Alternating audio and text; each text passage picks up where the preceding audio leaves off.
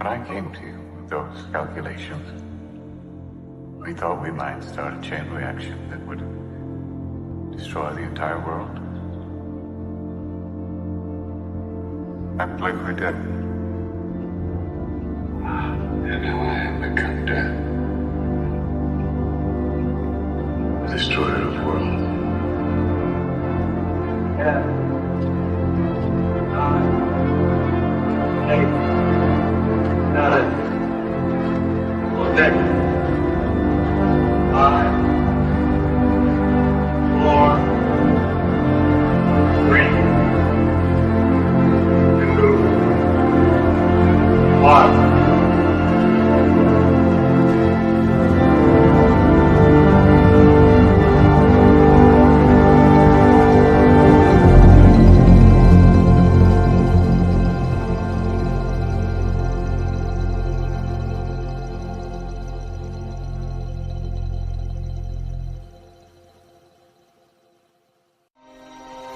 Round 1.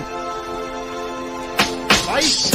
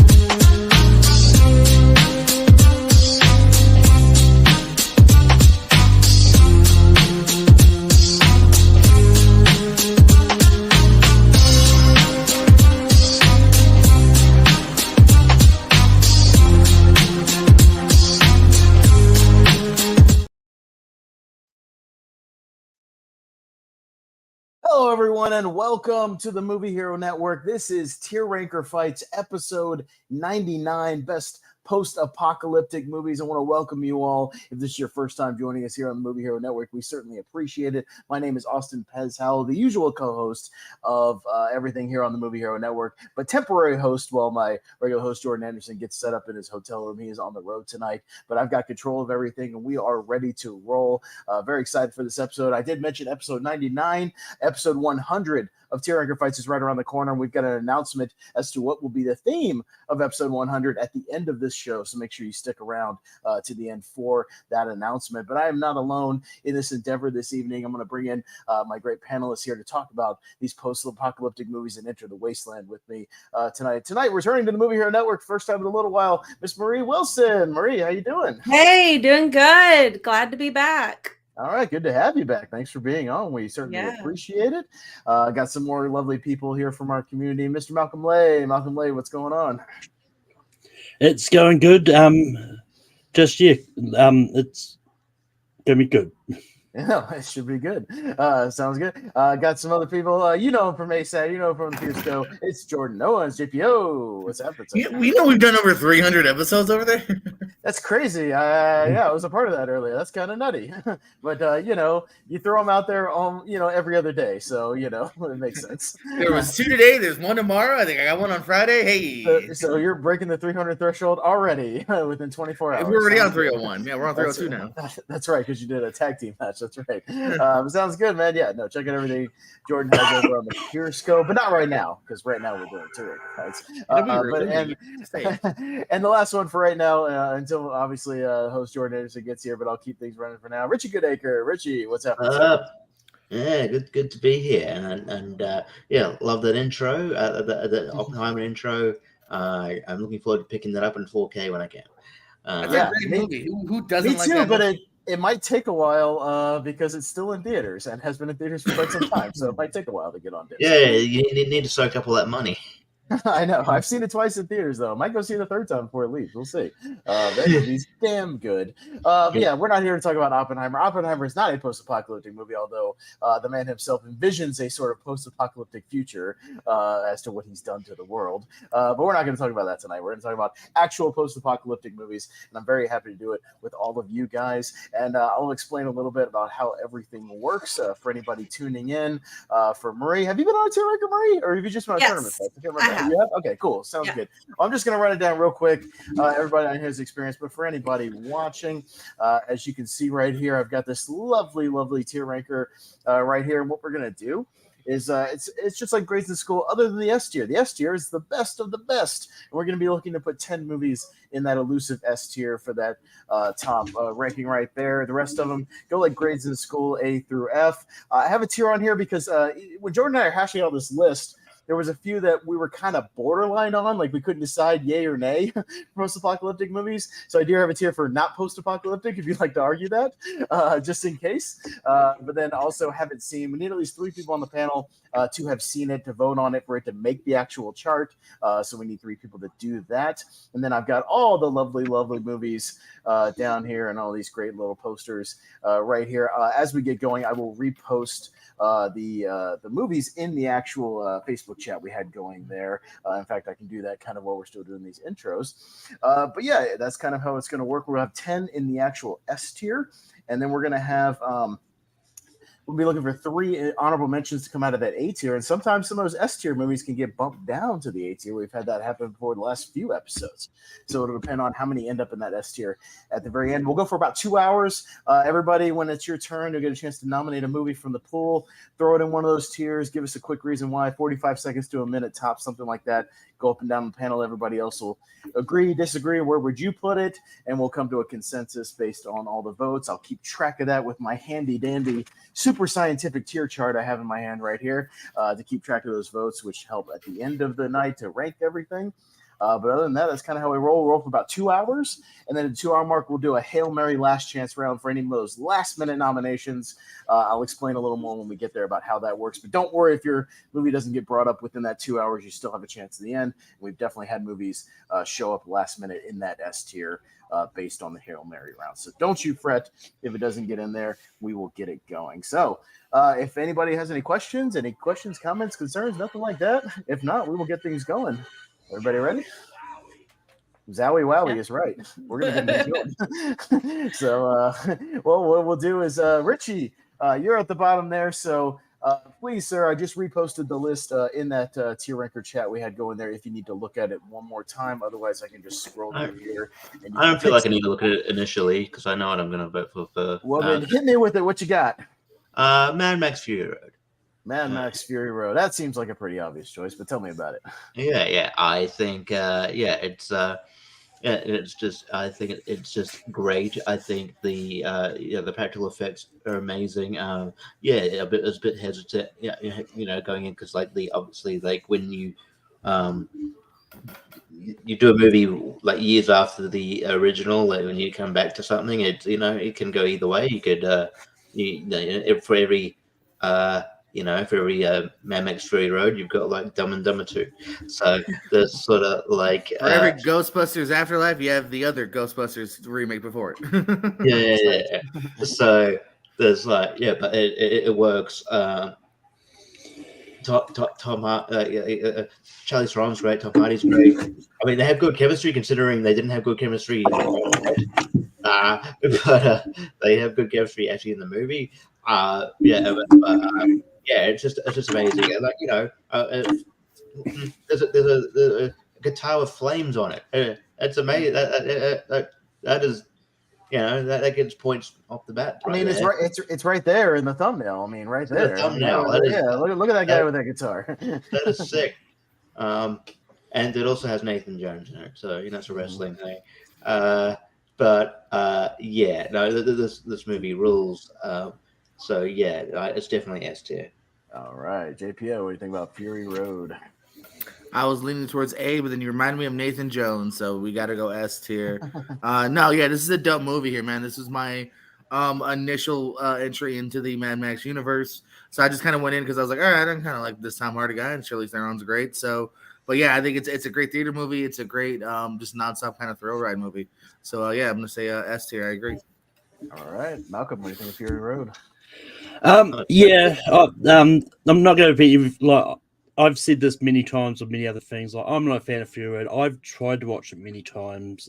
Just I've never gotten that joy. Like it's a good visual movie, but other than that, I don't think it's necessary. I'll go see myself. Yikes. No. I knew this might happen. Marie, what do you think of Fury Road? So, unfortunately, this is a movie or a franchise that I would really like to see, but have not yet. I haven't seen. So, Okay, you should no, dive I have into it. not. You should dive into it should. before the show's over because Don't I listen might to bring up, crazy motherfucker. because Marie, I might bring up another entry in this franchise later on the show. Spoiler alert. But, Yeah. So, but yeah, as for Fury Road, I'm also going to go a big time S tier. This movie's awesome. Yeah, it's in my top 128 as we talk about here on the show. Our favorite movies. Yeah, definitely one of my favorites of 2015. Yeah, this whole franchise just one of the best visions of sort of a crazy post-apocalyptic steampunky kind of wasteland. It's a lot of fun. Crazy kooky characters and villains, just wacky stuff all over with the War Boys and Nicholas Holt's character and all that. Great soundtrack, and George Miller's a madman making this movie in his like late 70s or whatever. So he's a madman. He's a crazy person. I'm also gonna go S tier. So that'll be 3. 3 is usually enough to at least eke it into the S tier. I have a feeling Jordan will add to it when he gets here because I'll let him vote on some of these early ones once he gets here. But yeah, for now, Mad Max Fury Road will sit up there. So JPO, what's your first nomination, sir? As I scroll it back down. All righty, let's scroll them down. And in fact, don't go any farther. Ooh. Literally, don't go any farther. Grab that first thumbnail. I want to talk about 12 Monkeys. 12 Monkeys. Yeah, Okay. I think it's a great, unique movie here. Nominated for Brad Pitt. Brad Pitt. And which I think is kind of rare for like a sci-fi movie as well. Here, I think it just shows you how kind of interesting it could be here. It led up to a pretty good TV show as well. But I think the movie's pretty great. So I'm gonna say S tier for 12 Monkeys. All right, sounds good. Malcolm, what do you think about 12 Monkeys? Haven't seen it. Oh man, Marie, have you seen 12 Monkeys? And Yes, I All have, right. and I loved it. So I'm going to stick with S. Yeah. That sounds good. Okay, S tier for that. Yeah, I think I'm also going to go in S tier. I wouldn't go as high as something like Fury Road if we end up, voting later, something like that. But yeah, I do really like this movie. Yeah, kind of a great vision of what happened after sort of a post-apocalyptic virus. I think in this case, right? Yep. That dealing with that Bruce Willis is dealing with in the future. And yeah, got a little time travel in there. That's always fun. Brad Pitt's great as the mental patient, kooky guy. We'll also see this movie when we get to our tournament fight of movies that take place in a prison or mental institution, because a lot of it takes place in that Brad Pitt mental institution. So we'll include it in there. But yeah, I think it's a great one. And yeah, if you haven't seen it, please check it out because I like this movie a lot. So I'll also go S tier. Richie. Yeah. I came to this not too long ago, maybe a couple of years ago. Ironically, I think during the start of COVID. But I think as everybody on Earth was watching all the virus movies like Outbreak and Contagion and everything on streaming. Because I think I did the opposite. I can't believe people did that. Yeah, I think people. I wasn't like doing it because of that, but yeah, I don't. It was weird how people did that because I want to keep my mind off it. But people watched Outbreak, 12 Monkeys, and Contagion. But 12 Monkeys is really good. It is a fantastic film. Brad Pitt delivers one of the bit of Brad Pitt's a brilliant actor, but I think it's one of his best performances, in my opinion. He's great in this movie. He steals the movie for me. Bruce Willis is really good too. But Madeline Stowe's good. I wish I could see more stuff. So I'm probably in the same camp as Pez. I would say yes, but it's probably not going to be like it might sort of go down a peg in terms of like when you rank it on the S tier. But I think it still belongs in S tier. So yeah, I'd agree. Yes. All right, so it's going to be a sweep of the people who have seen it with 4 as of right now. So as of right now, It is higher than Fury Road based on the votes because of old Malcolm there in his C tier. But we'll see what happens once the Jordan gets here. Like I said, I'll keep an eye out for him and when he votes. But yeah, we will move on up the ladder to Malcolm. Would you like to nominate another C tier movie, sir? Oh, I'm sorry, S tier. F tier for no, whatever you like, sir. I mean, you're lucky I didn't go F tier for Fury Road, but I say that's an F tier movie, even technically. Yeah, you're fucking nuts. Come on. I mean, my mother had me tested. Yes, I am nuts. But anyway, I'm going to go for a movie that I actually watched for the first time when we did the ladder series of 2009 movies, and I'm going to bring up The Road with Viggo Mortensen and Cody Smith. It's a movie that I think is just a really interesting personal, because there's barely any dialogue at all, but it's just one of those ones it's Viggo Mortensen looking after this kid in this post-apocalyptic world, and I think it's just a really interesting story, and it's very rare that movies with no dialogue keeps me engrossed, but they manage to do it enough. Plus, you get random appearances from Charlize Theron pops up at one point in the movie as well. But yeah, I think it's a really good adaptation. On Mad Max Fury Road. Sorry. Keep going. But yeah, I think it's a really good movie. I think it really shows the post-apocalyptic world great. Yeah, all right. S tier for The Road. Marie, have you seen The Road? Well, so reading the description of this particular movie, it did not entice me at all.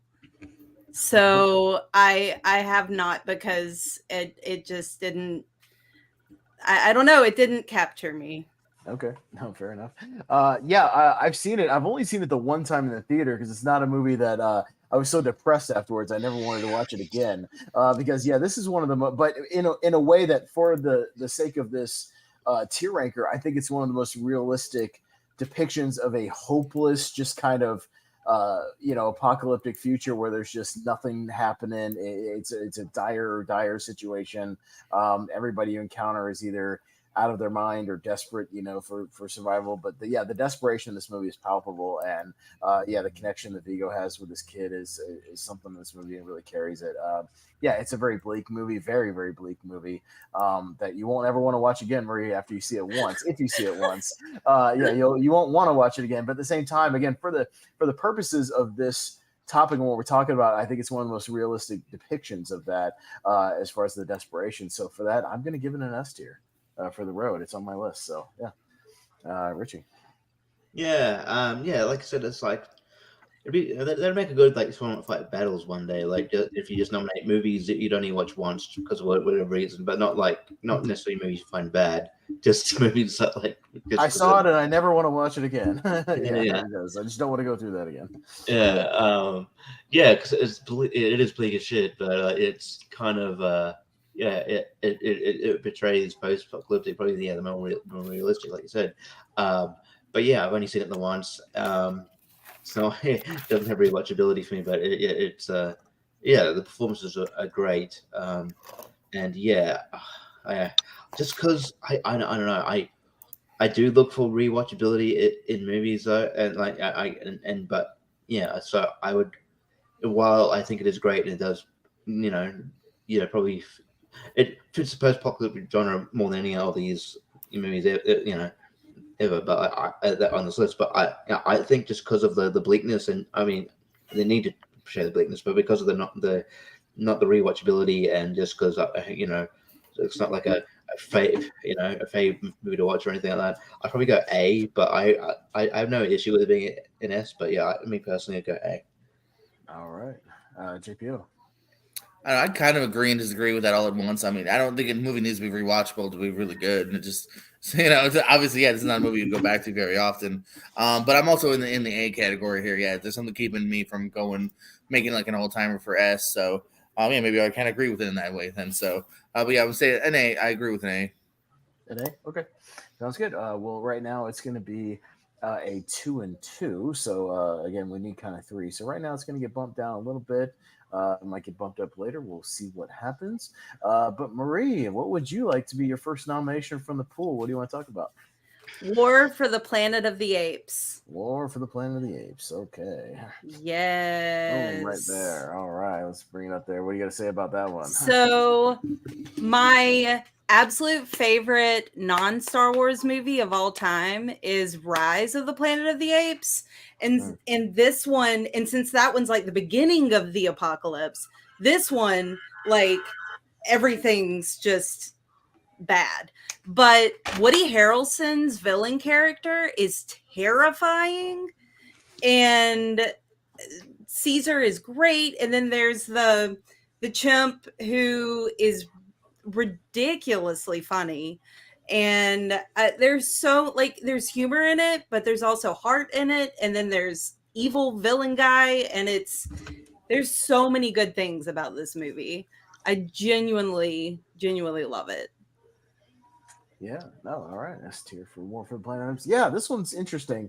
I'm kind of on a borderline. Maybe I'll come to a conclusion once I talk about it for a second. Because I think another Planet of the Apes movie in this trilogy is probably my favorite of the ones, and it's also available here, so it might come up later. But yeah, this one's still really great. Excellent performances. It was just one of those things. So I think when I saw it, I was just so high off the previous one, off of Dawn, that I just thought this one was a slight step down, but still very good. I'm not knocking the movie as like a bad movie. I think it's a really, really good movie. There was just something missing from it. I think there was like the human characters, other than Woody Harrelson, like didn't do a lot for me. Whereas the previous one, I think they did a little bit more. But I mean, Andy Serkis is still great. Yeah, Woody's a great villain as he's kind of slowly succumbing to the virus, throughout the movie and kind of losing his mind. And yeah, I mean, he's really, really good as kind of he is kind of the last hope for humanity, realistically, in the movie. So I do appreciate that. I'm going to go like an A+ for me for War, only because I'm higher on the other one. So, and I want to add something really quick. I love how it ends with Nova. It's like, oh my God, that connection is so good. So I love that. Oh, for sure. Richie, what do you say about War for the Planet of the Apes? Yeah, that's a tough one for me too, because I really love the film. But like, I guess out of the three, trilogy that we got, like it's my least favorite. But that's not saying much. That's like saying like talking about my least favorite John Wick film, my least favorite Mission Impossible film. They're all pretty much good. It's just So it's not a real slight in the movie. But yeah. I think it's really good, but yeah, there is, like there's one available that I like more. But yeah, and it is really it's really solid. The performances are great. I'm interested to see what they do with the fourth one that's coming out. That was surprising. But yeah, I'd probably go strong A as well. But I probably like The Road. I have no issue with it being an S if it ends up there. Yeah, JPO, what do you think about War for the Planet of the Apes?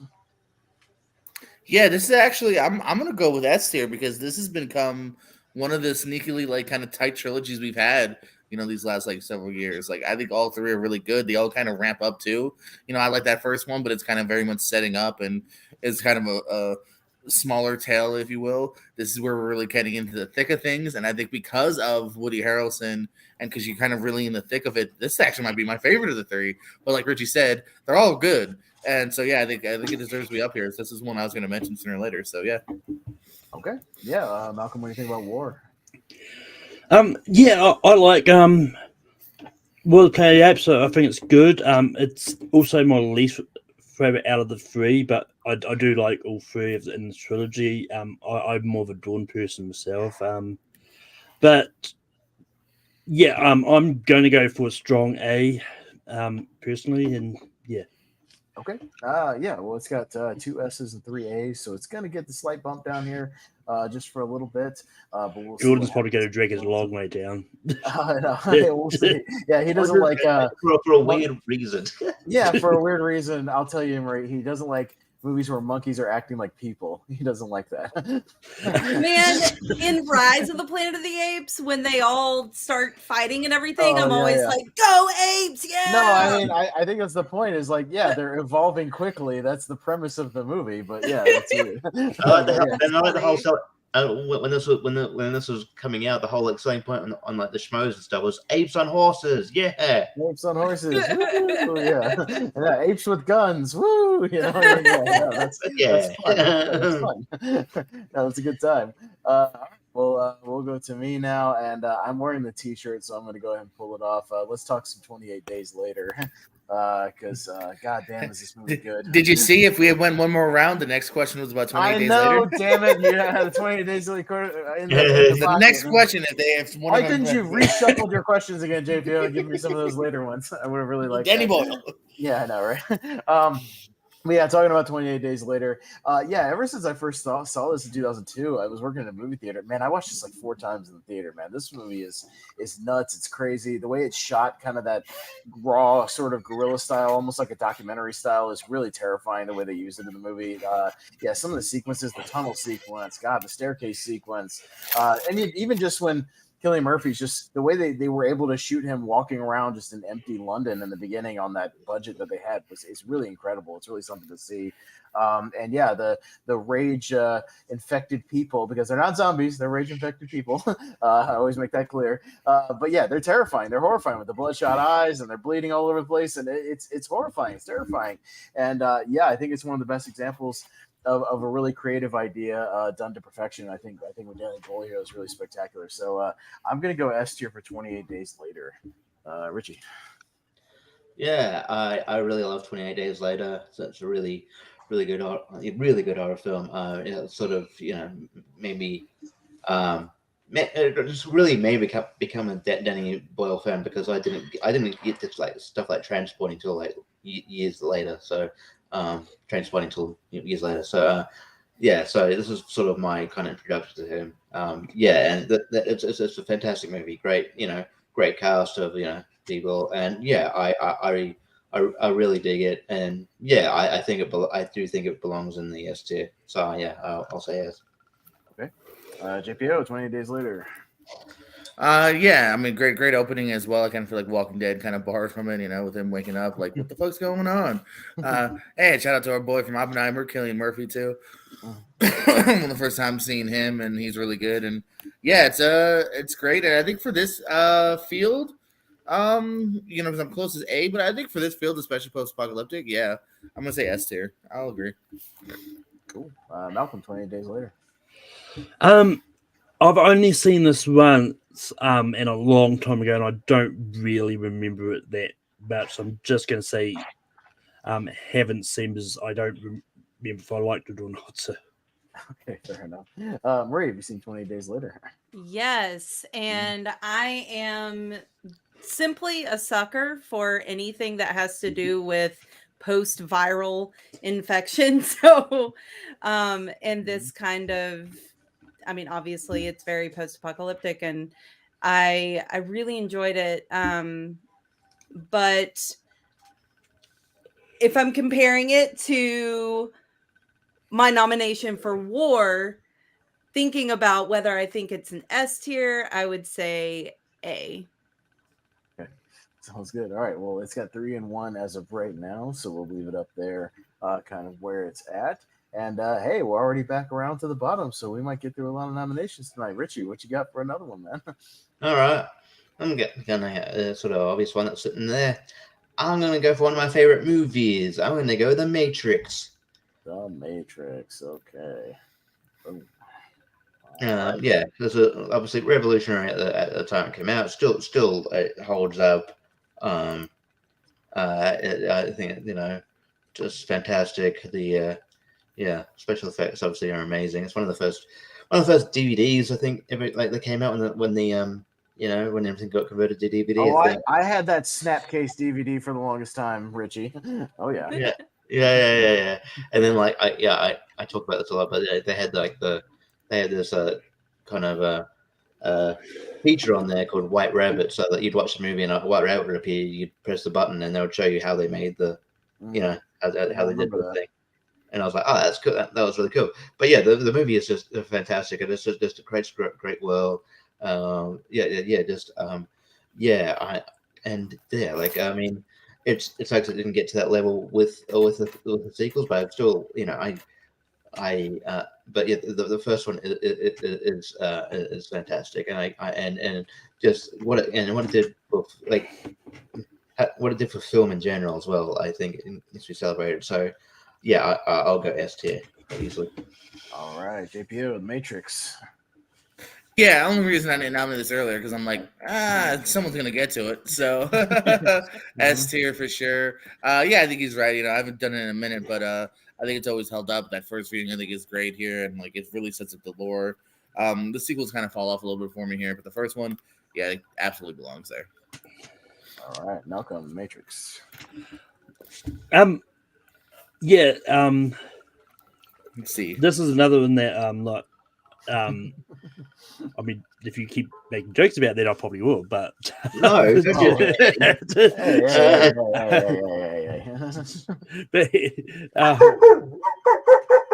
Your dogs are even getting mad at you for threatening. Yeah. Threaten that, and now they're getting all riled up, and see what happens.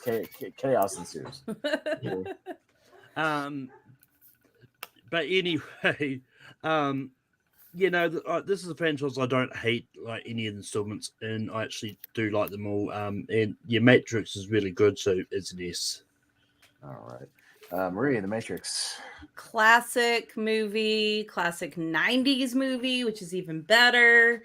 So I mean, everything that's been said, it's just an obvious one. So yes, an S. Yeah, sometimes we leave the obvious stuff, for the end. But yeah, if somebody brings it up, of course, yeah, this is one that was always kind of destined for the S tier. Because a lot of people forget this is a post-apocalyptic movie. They're living underground with a machine uprising, in the year 2199, or well, at least what they think is 2199. And yeah, the AI machine uprising, and yeah, no, it definitely counts. And yeah, it's one of those cornerstone movies that when you talk about, we talked about it, Richie, on the show we did with Malcolm, the movies that changed cinema. This is kind of one of them because of all the knockoffs and these changes in special effects and the changes in technology. And there are these cornerstone movies that I think really, really kind of took things to another level. So The Matrix is there, and it's definitely an S tier. So I'm also going to go S, and with that, it's a sweep. So it's going to go right to the front for now. All right, so Matrix in the S tier firmly. JPO, where would you like to go next, sir? All righty, we're so bleak and talking end the world here. Let's lighten it up a little bit. Let's nominate This Is the End. All right. I was thinking about it.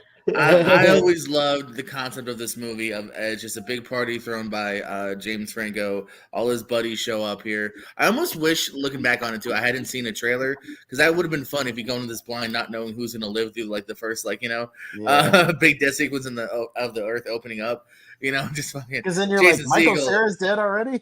Damn. Yeah, Michael Cera, Segel, Rihanna, Mindy Kaling, Kevin Hart pops up if you don't remember. Paul Rudd runs by with a bottle of champagne for a second. That was a trivia question I wrote recently because he lives. As far as we know, Paul Rudd's alive. He runs away and we don't know what happens. Yeah, we have no idea if Paul Rudd's alive. Emma Watson's alive as far as we know. McBride, Channing Tatum. Oh, hey guys, taking off the mask. I loved it from beginning to end. Never really know where it's gonna go. I always wanted kind of like a sequel to see. I want more of the Earth. I want to see more of McBride and Tatum living life to life. But yeah, I just think I thought most of the humor worked here. It's an interesting premise. They had the budget for it too, so it looks pretty good. So S tier. All right, that's good. Malcolm, if you can get a word in with those dogs, what you say about This Is the End? You would think it's multiple dogs. It's just one. That one's got enough for a whole pack. There is a dog like outside here that's yapping. But yeah, I mean, they kill the Backstreet Boys. Just kidding. Well, I mean, we don't know how they died. I think we're supposed to just say they were raptured. They were raptured, I think, at the beginning. Yeah, I mean, I get. Yeah, I mean, I guess, but I would assume that anybody who died that was a Christian would still go to heaven, right? According to the movie. Well, no, you're raptured unless you would like redeem yourself. I understand that, but it's still heaven. So anybody who dies, even during the apocalyptic events, I would assume would still go to heaven canonically, right? Well, no, well, yeah, but you didn't. No one did die. You got raptured before anyone died. Just don't get cocky about saving someone. That was my other pitch for the sequel, though, because if you think about it, it's kind of sad to think that like Craig Robinson gets lived, but like all their friends, they're not in heaven with them at the end. Yeah. I always thought that was kind of a weird, like, sad thing if you think about it. Like Krumholtz isn't there, like none of their friends are there, so I'm like, are they in hell? Where are they? Just nowhere. And anyways, welcome Jordan Anderson. He's here from a hotel. How you doing? Hey, how's my audio sounding? Does it sound good or does it sound kind of crappy? It's good enough. All right. Good enough. You sound like you're in a tunnel, but yeah. It'll work, but I'll do Okay. most of the heavy lifting, Jordan. You just vote like a panelist, and I got you covered, man. So it's all good. Yeah, It's all good. and a pretty long, like the longest day of work I've had, like 13 hours. Okay, we'll get to you in just a second to get you caught up, but let me get the other votes out of the way real quick. All right, sound good? So, got you, man. Well, anyways, Malcolm, you were getting to this is the end.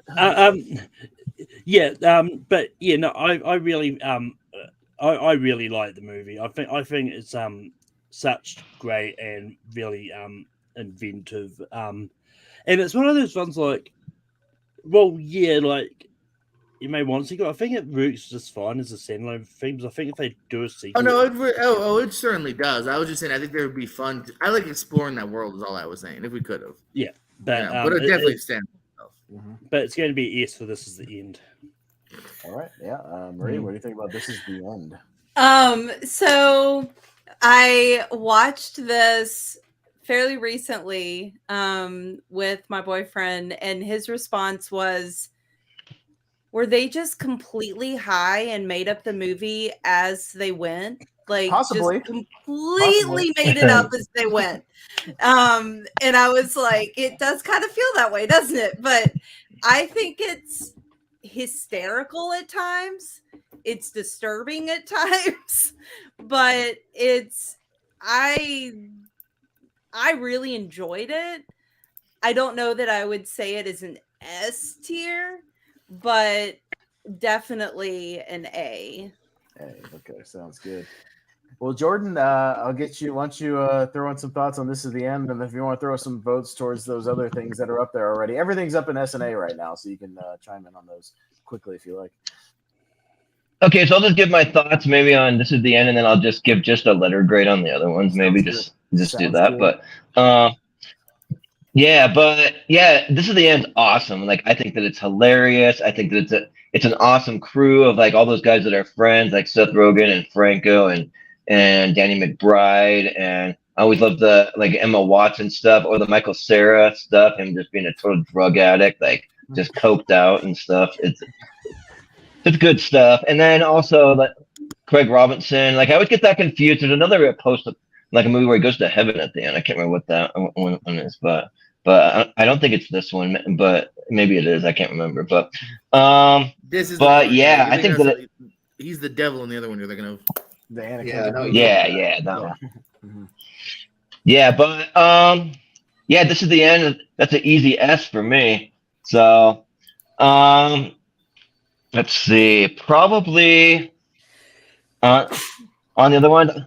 So I'll give The Matrix an S for sure. You know, I love The Matrix, so that's easy. 12 Monkeys will probably get an A from me. I'll say A. Okay. Mad Max is an S, absolutely. And so this is my take. So that's 28 days later, right? Not weeks. Correct. It's 28 days. Correct, yes. So I just watched 28 weeks later for the first time because I'd never seen it. But I think 28 days later, and I rewatched that because I only seen it once. And like I freaking love 28 weeks later, like better. Like I liked it way better, like by a lot. So for that reason, that one would be an S if it ever got brought up. I'll just spoiler. But 28 days A, I'll say on that one. And then Planet of the Apes. I'll say War for the Planet. War. Of the Apes, the third Yeah, one. yeah. War for the Planet of the Apes. That's like my but I don't know, least favorite, I guess. But I don't know. I'm not a huge Planet of the Apes guy. I'll still give it a B. I'll say B on that one. And then the Road, that'll be an A for me. Okay, so everything pretty much stayed the same. Cool. Didn't have to do much. Nice. All right, didn't affect it too Glad I much. could create some real change here. Exactly. Hey, all votes matter. All right, but Yeah, nice. But yeah, getting back to This Is the End for me. Yeah, this movie's in my 128. I freaking love This Is the End. I think this movie's brilliant. Really, really funny. Yeah, you can tell a lot of the sequences within the movie were probably a lot of improv, obviously, with all those guys involved. I think Danny McBride has one of the great character entrances of all time when he comes out of the bathtub at Cypress Hill. It's awesome, and he's just lead. He's great making breakfast. It's so funny. I love the Pineapple Express 2 thing they filmed kind of within the movie. It's really, really funny. Yeah, like the little homemade version where they're using bats as guns and just recreating their characters. It's really great.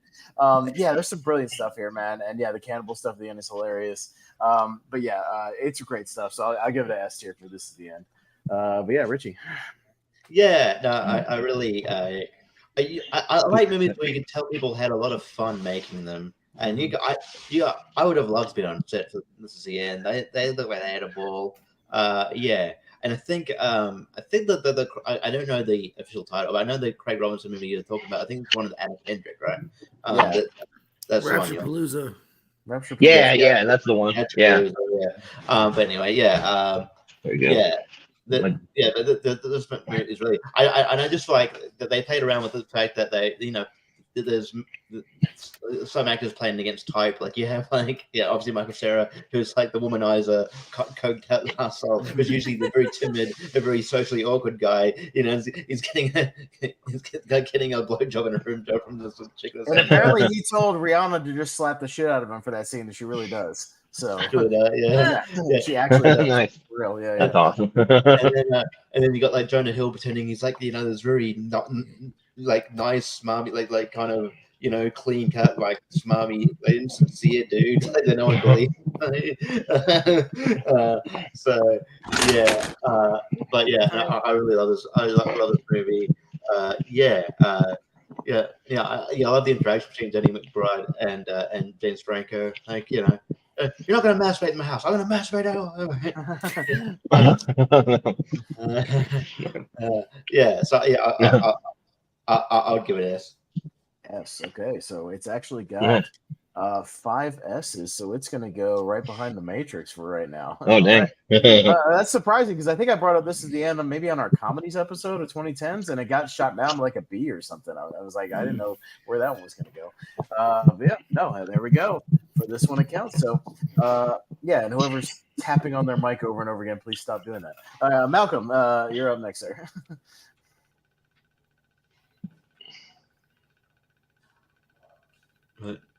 Muted. Well, I hadn't said anything yet, but okay. He's contemplating. All right. It was a dramatic pause. Yes, it was. very dramatic. Yeah, no, I mean, my buddy Matt Creed will murder me if I don't bring up this one. I'm going to bring up Escape from New York.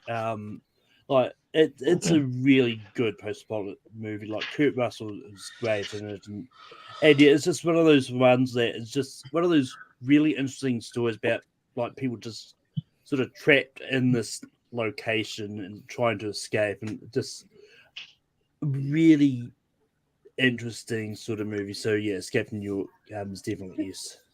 Yes. Okay. Marie, what do you think about Escape from New York? Absolutely an S, because I watched some older post-apocalyptic movies to prepare for this, and they were not that good. But Escape from New York is really good. So it's just the world building is really interesting. The characters are interesting. I really enjoyed it. Jordan, what do you think about Escape from New York? Yeah, Escape from New York is really awesome. I was pretty late to it, but I think that it fits right in the vibe of John Carpenter, and yeah, there's some really cool characters. Like he goes on like a pretty interesting journey. Kurt Russell is great. Snake Plissken is like basically an iconic character at this point when you think of like action characters and stuff. And yeah, I think it's really good. Just for like what we have on the list, though, I'd probably put it at an A though for me. So I'll say A. Yeah, Escape from New York for me. Yeah, I really like Escape from New York. I don't know if I've gotten to the point where I love it yet. I watch it about once every 2 years or so to kind of revisit it. There's a lot of things I do like about it. I like that it's a one crazy night, sort of one location movie. That's right up my alley. It's got my boy Lee Van Cleef in there in a supporting role, which I really appreciate because I'm a big Western fan. Yeah, Donald Pleasance says the president he's got to rescue. I like the premise. I feel like he kind of gets derailed really early when he gets captured almost immediately after jumping in there, and then we kind of go on these little side treks that I'm not as interested in. But I do appreciate that there's kind of a pseudo wrestling scene with Ox Baker. I do appreciate that in a wrestling ring. Yeah, that's always fun. Yeah, I'm gonna go like an A+ for Escape from New York because I like it. There's just something about it I can't push it into like overly love it, like, but I do really like it. So yeah, Richie, what do you think about Escape from New York? Yeah, I think I'm with consensus here. I really like Escape from New York. I think it's really good.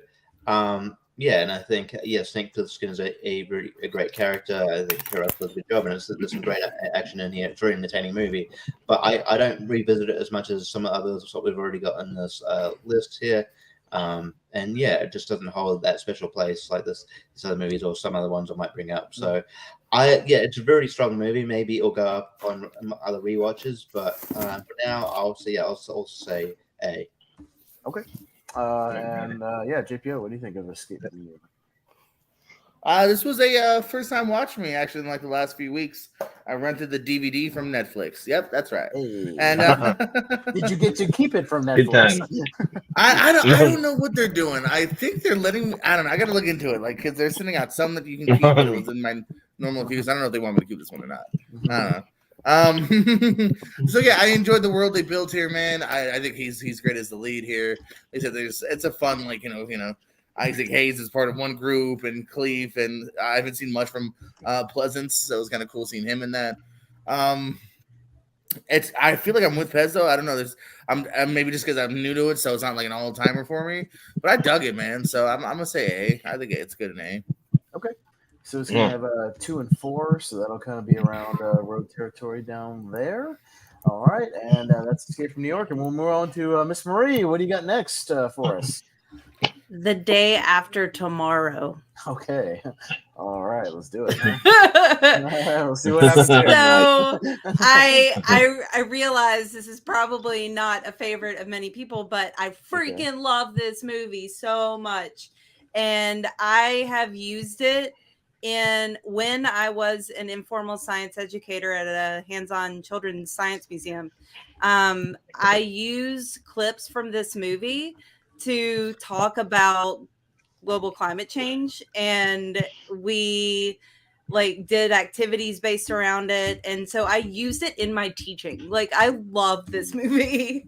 I really like how it shows what it is sped up, yes, but what would happen if certain ice situations, glaciers and such, melted. It would stop the transfer of warm air, and so things would get really cold over time. It just sped up a lot, so it was scientifically accurate, which was freaking cool. So I really like this movie. No, fair enough. So S tier for Day After Tomorrow, I'm assuming, for you personally. Yeah. Do what? S tier for you personally for Day After Tomorrow? Yes. Okay. Yes. I'm just assuming so. All right, sounds good. Jordan, what do you say about The Day After Tomorrow? I think it's fine. I'm not that crazy about it. I think it's just, I think that it is good. It's not a bad movie. I think that it's cool just seeing Dennis Quaid and Jake Gyllenhaal in there, and then especially when the wolves come and they're on that ship that when everything's frozen, that's really cool. And then they head over to the library. It's a safe point and stuff. So that's really good. But overall, Uh-oh. He's on hotel Wi-Fi, so it may be a little wonky. So that's not his fault. sorry. No, it's all good. Overall, I was gonna tell him that you're on the hotel Wi-Fi, so you know Yeah. what's gonna happen. So I'm even try switching to 5G in a minute, but yeah. So C, I'll give it. C tier. Okay, so unfortunately, Marie, I'm kind of in that same boat. I wasn't. I'll tell you what. This is around the time I wasn't all out on Roland Emmerich yet. I still think he was kind of, still in fairly good graces with most of, America and most moviegoers, because he was still coming off of Independence Day and The Patriot, and he did make that abomination of Godzilla. As a huge Godzilla fan, that movie is atrocious. As a major hardcore Godzilla fan, but I could forgive him for that. If he can make something good. Day After Tomorrow, I think, has good special effects. I think it has good, disaster scenes. I think some of that stuff is really well done. I do like some of the characters. I like the dynamic with, Jake Gyllenhaal and Dennis Quaid and everything. There's some good stuff in there. I just don't think. I think it's got a lot of stupid stuff in it too, and a lot of stupid Roland Emmerich stupidity, and just some really silly stuff too. Like they're outrunning, the ice at one point when it's just covering buildings instantly, but they can outrun it down the hallway. Just silly stuff. I still don't know how they actually survive that by just starting a fire. That's weird. But okay. But they have to survive, so I'll go with it. But for now, I'm going to say C tier for Day After Tomorrow. Richie. Yeah, look, I definitely appreciate people who can get more enjoyment out of movies than I can. You like what you like. That's cool. But yeah, I don't know. For me, I saw the movie. I was like, oh yeah. And then I really haven't thought much about it since. I'm not, and in regards to Roland Emmerich's filmography, it's probably one of his better ones. But unfortunately, as it's not that sort of saying a lot lately. It's a fine movie. I enjoy some of it. But yeah, it doesn't really hit for me. So I would also probably go around a C. It's better than Moonfall and Independence Day Resurgence, Marie. I'll give you that. Yeah. It definitely is. I would rather watch Day After Tomorrow. So, JPO, what do you say about Day After Tomorrow? I actually do. I don't mind this one. This was kind of came out at the right time for me. I remember even checking it out a good amount of time on VHS back in the day and whatnot. So it's not an all timer, but I think it's a pretty easy watch. I think there's some cool shit going on. So it's a high B for me. Okay. B and Malcolm, what do you say? Pez may not quite be all out when it comes to Roland Emmerich movies, but I'm definitely all in when it comes to Roland Emmerich disaster movies. But yeah, I love Day After Tomorrow. I think it's a lot of fun. And yeah, it's easily an S tier for me. So you're not alone, Marie. Yay! Okay, hey, fair enough. All right, so 2 S's, a B, and 3 C's. So I feel like unfortunately it's going to drag it down to B territory. Not too bad for Day After Tomorrow. Not bad. Higher than I thought it ended up. Higher than I thought it would be, to be honest with you. So I think you drew. Yeah, not too bad there. Jordan was going to switch to his 5G and see if he can hook up his microphone real quick. I know it was his turn. We'll come back to him. So I'll just go ahead and go up next, and we'll come back to him on the next go around. But yeah, I think. Let's see where. I'm gonna go. I'm gonna go with definitely one of my favorites, probably from the last 10 years. A movie that gets better for me and is aging like fine wine on rewatches. I think I'm gonna roll with some Interstellar. So yeah, if I can find that here we go. This is cribbed up to be like my second favorite Nolan movie at this point. I think this movie is it's brilliantly executed. Great space movie. It does count as post-apocalyptic because the Earth is pretty much post-apocalyptic by the time he gets back and it's gone, and it's in the midst of it, right in the middle of it, running out of food and whatnot. But yeah, I just think this movie kills it. Hans Zimmer this is maybe one of my favorite scores of all time. I listened to this thing so many times. Great emotion. Following McConaughey's character. Man, it just gets better and better for me every time I rewatch, and I love this movie to pieces. So yeah, I'm gonna go S for Interstellar. Richie.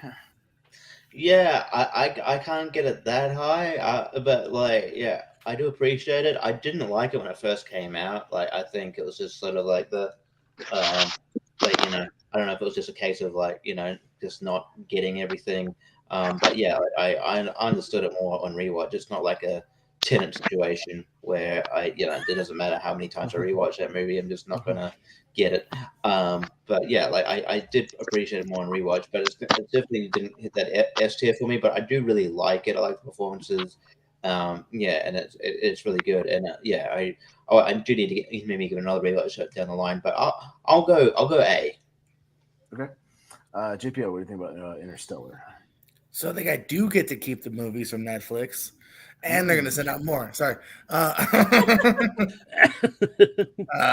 rented 778 in my lifetime, by the way. I was in the 800 club. But as for Interstellar, which did I rent that from Netflix? I think it's on theaters. I think there's a lot of good to be had here. Maybe I need to do a rewatch to get in the S, but I'm gonna say A for me. It's definitely another good Nolan flick. Yeah. Malcolm. Yeah. I like Interstellar. I don't overly love it, but I do plan on giving it a rewatch down the line at some stage as well. But I'm going to go B. Okay. B. Interesting. All right, Marie. So I like the post-apocalyptic setup part of it. I think it's really interesting and very realistic, but the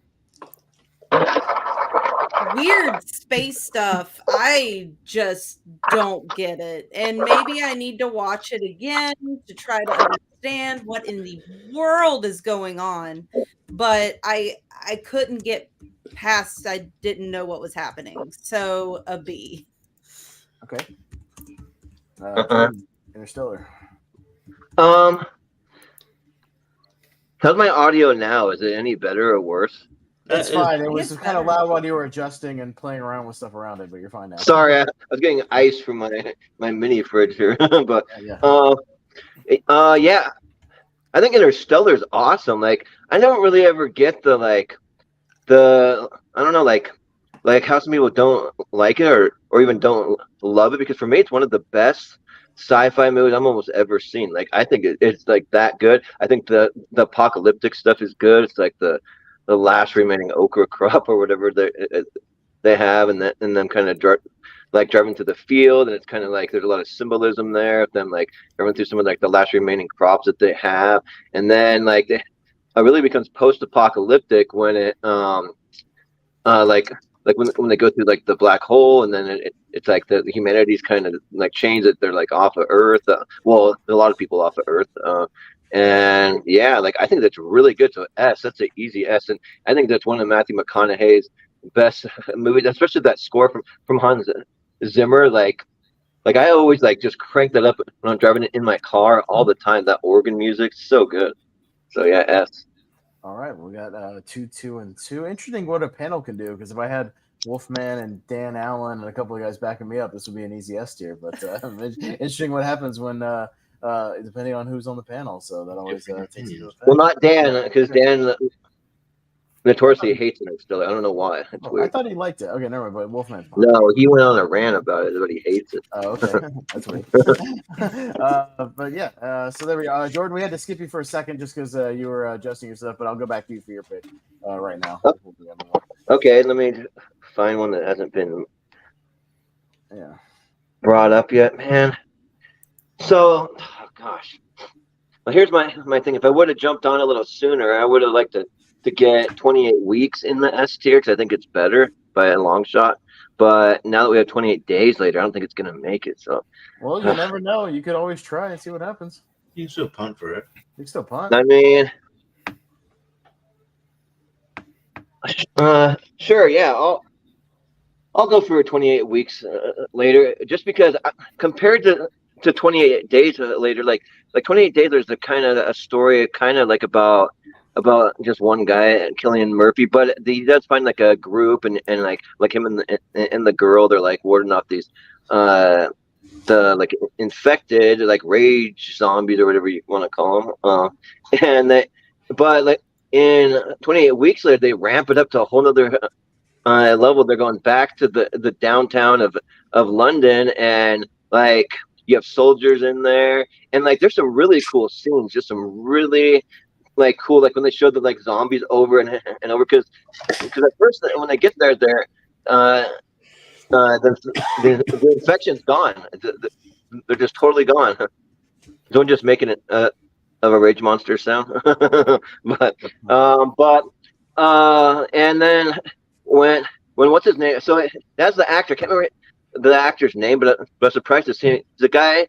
In Once Upon a Time, when he plays Rumpelstiltskin, Robert Carlyle. Robert Carlyle. Yeah. is the guy. Yeah, and he's an incredible actor. And even in this movie, when he finds out what happens to his wife, and like when he's not sure if he can be with his kids, like he's just like, you see the emotion on his face.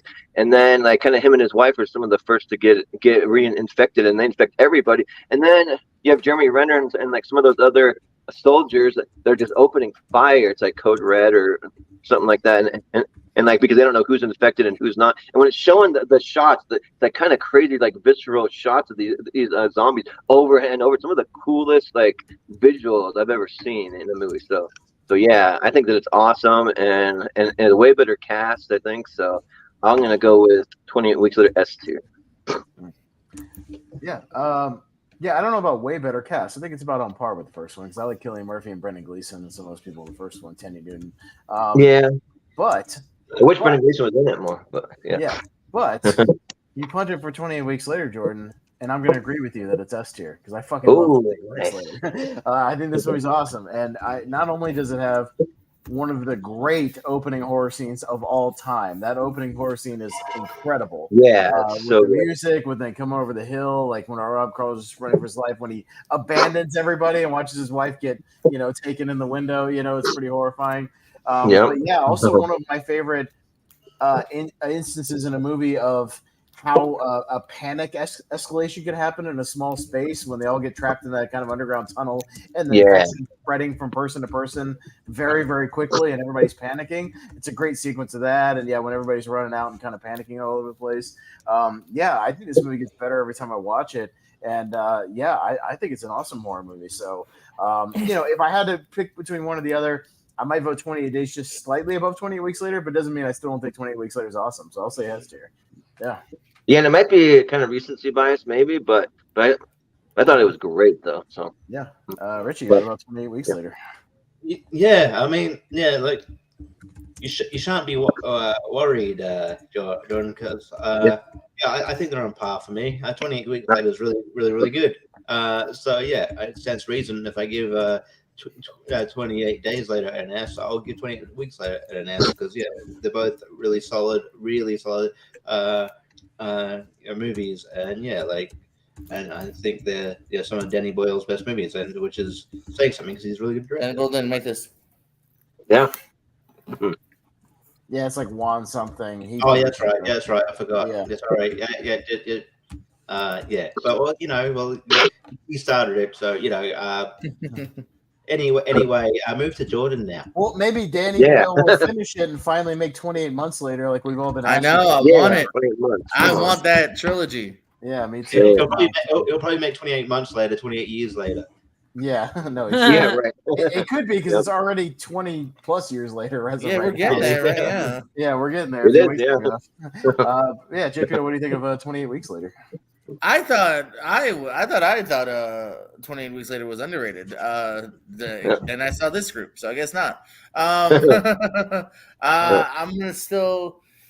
I'm not in an S though. I don't think it's on par as the first one here. I could see maybe if you're just looking for more bang for your buck, maybe it's there. But I think 28 Days Later is a better movie. So with that, A. Okay. Malcolm, 28 Weeks. I mean, they could make it a 6 movie franchise, go 28 decades later, 28 millennium later. Way in the future. Yeah. I said I wasn't sure if I've seen 28 Days Later. I've definitely not seen 28 Weeks Later. So Okay. Marie, 28 Weeks. I also preferred 28 Weeks Later to 28 Days Later. Ooh, that's good. I'm going to say S. Oh, wow. Okay. 4. All right, there you go. So that's going to be a 4-1, which actually puts it above 28 Days and right next to 12 Monkeys. So There you go. about that, depending on the panel. There you go. Anything can happen on Tier Ranker Fights, folks. Right. What'll happen, especially depending on the panel. All right, well, we're back down.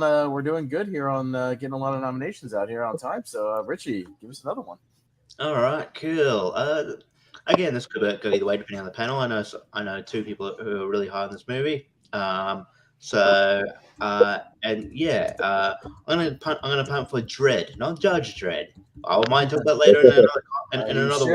Are you sure? I'll talk about that in another way if we get to it. But yeah, Dredd. Okay.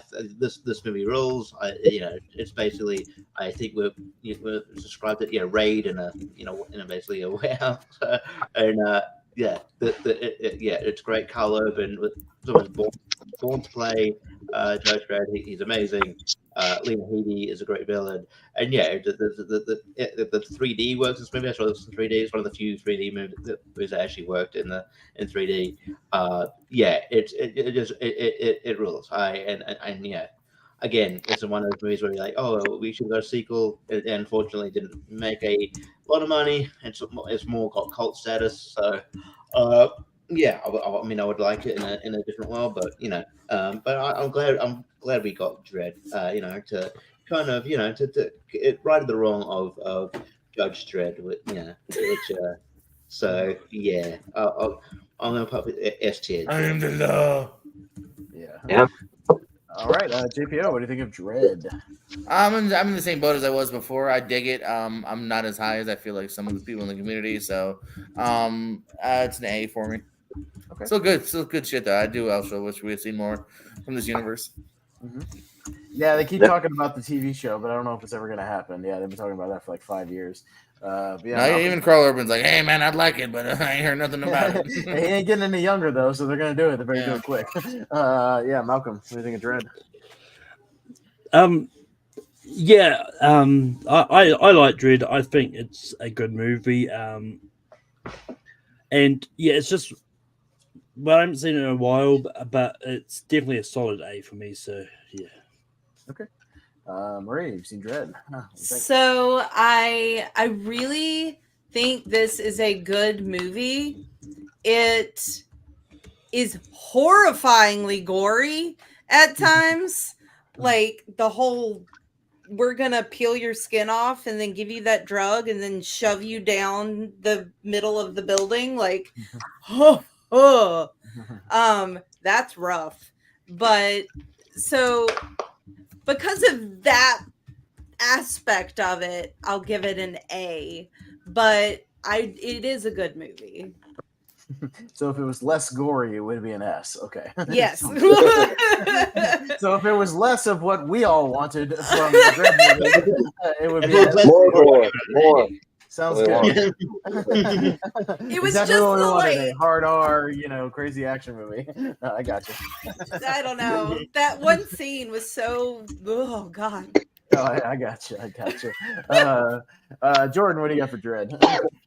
Yeah, so I think Dredd is an S tier for me. Like it's pretty. Well, I'm actually I wouldn't say easily an S tier because like I'm probably not as high as some people in the community, but I'm still high enough to give it an S. And I think that it's a really really solid. I don't know, like some of the cast, like Olivia Tilbury or something like that. That what it is. Olivia Thirlby, I think her name is. Thirlby. Yeah, Thirlby. Yeah. She's good. Lena Headey. And yeah, so I'll give it an S, but it'll be a low S. It'll be on the lower side of the S, but it'll still be S for me. Okay. More gore. You want more gore? No. I'm all about it. No, I like the blood. Yeah, no. I like the fact it was hard art. Yeah, Dredd is in my 128. It's an S tier. I love Dredd. I love the concept of Dredd. Yeah, the fact that he doesn't take his helmet off is perfect. That's comic accurate, and that Carl Urban didn't have to ego like Stallone to be like, no, I got to show my face. Like, no, that's the character. I'm gonna keep the helmet on. time. It's great. And yeah, I like the fact that yes, there's like the slow-mo sequences, but it makes sense because there's a drug called slow-mo that when people take it, the world is in slow-mo. So like there's a reason for it. It's not just like a stylistic thing. Like I like it. And yeah, I like the concept of people being like locked in a location fighting for survival. It's very Raid, it's very Die Hard, it's all that kind of stuff. And yeah, I dig it, man. I can't get enough of this movie. I'm glad I saw it in 3D in theaters with all the blood shooting out everywhere all over the screen. It was great. And yeah, that was awesome. But yeah, I wish we could get more from this universe, but it is what it is. But yeah, Dread's an S tier. So yeah, well, with that, it's 3 and 3, so it's pretty much right next to 28 Days Later, right there. We've still got 3 in there. We'll see what happens. All right. But yeah, JPO, you will be up next, sir. You got another nomination for us. Are you there? Hey, let's see here. Let's go. Go Edge of Tomorrow. Edge of Tomorrow. Okay. It's funny that I was tossing up between that and the one I chose. Okay. Yeah, live, die, repeat. All you need is kill. Whatever you call it, it's a fun flick. Yeah, they kind of went into it. I don't know because it came out like around the same time of Oblivion. I think we all kind of went into this kind of lukewarm. Like, all right, we'll see what it is. But the humor lands, the action lands, the tail ends, the kind of fun chemistry they have between him and Emily Blunt is fun. She's killer in this. Yeah, it's really fun ride. One of the surprises of the year. S tier for Edge of Tomorrow. Okay. Malcolm, what do you think of Edge of Tomorrow? Yeah, Edge of Tomorrow is a fantastic movie. It's definitely up there and with one of the best time movies as well. And yeah, I think Tom Cruise and Emily Blunt are great in it, so it's an S tier for me. All right. Yeah, two S's there. Marie, what do you think about Edge of Tomorrow? So it was really interesting, and the premise was really cool, and I enjoyed kind of figuring out this puzzle of what in the world was going on. But the very ending, it was just like everything was okay. And I was like, what? So I don't know. Like, I really enjoyed it, but I think I'm going to have to give it an A. Okay. No, that's fair. Jordan, Edge of Tomorrow. Yeah. Sorry, my audio went out for a second. Yeah, Edge of Tomorrow is awesome. Like, it's an easy S tier. Like that, just like a really cool concept for a time loop movie of just making like almost like a video game in a lot of ways, because I played this game called Deathloop, and it's like you advance so far in different levels, and then when you die, you have to restart, but you have all the knowledge that you learn.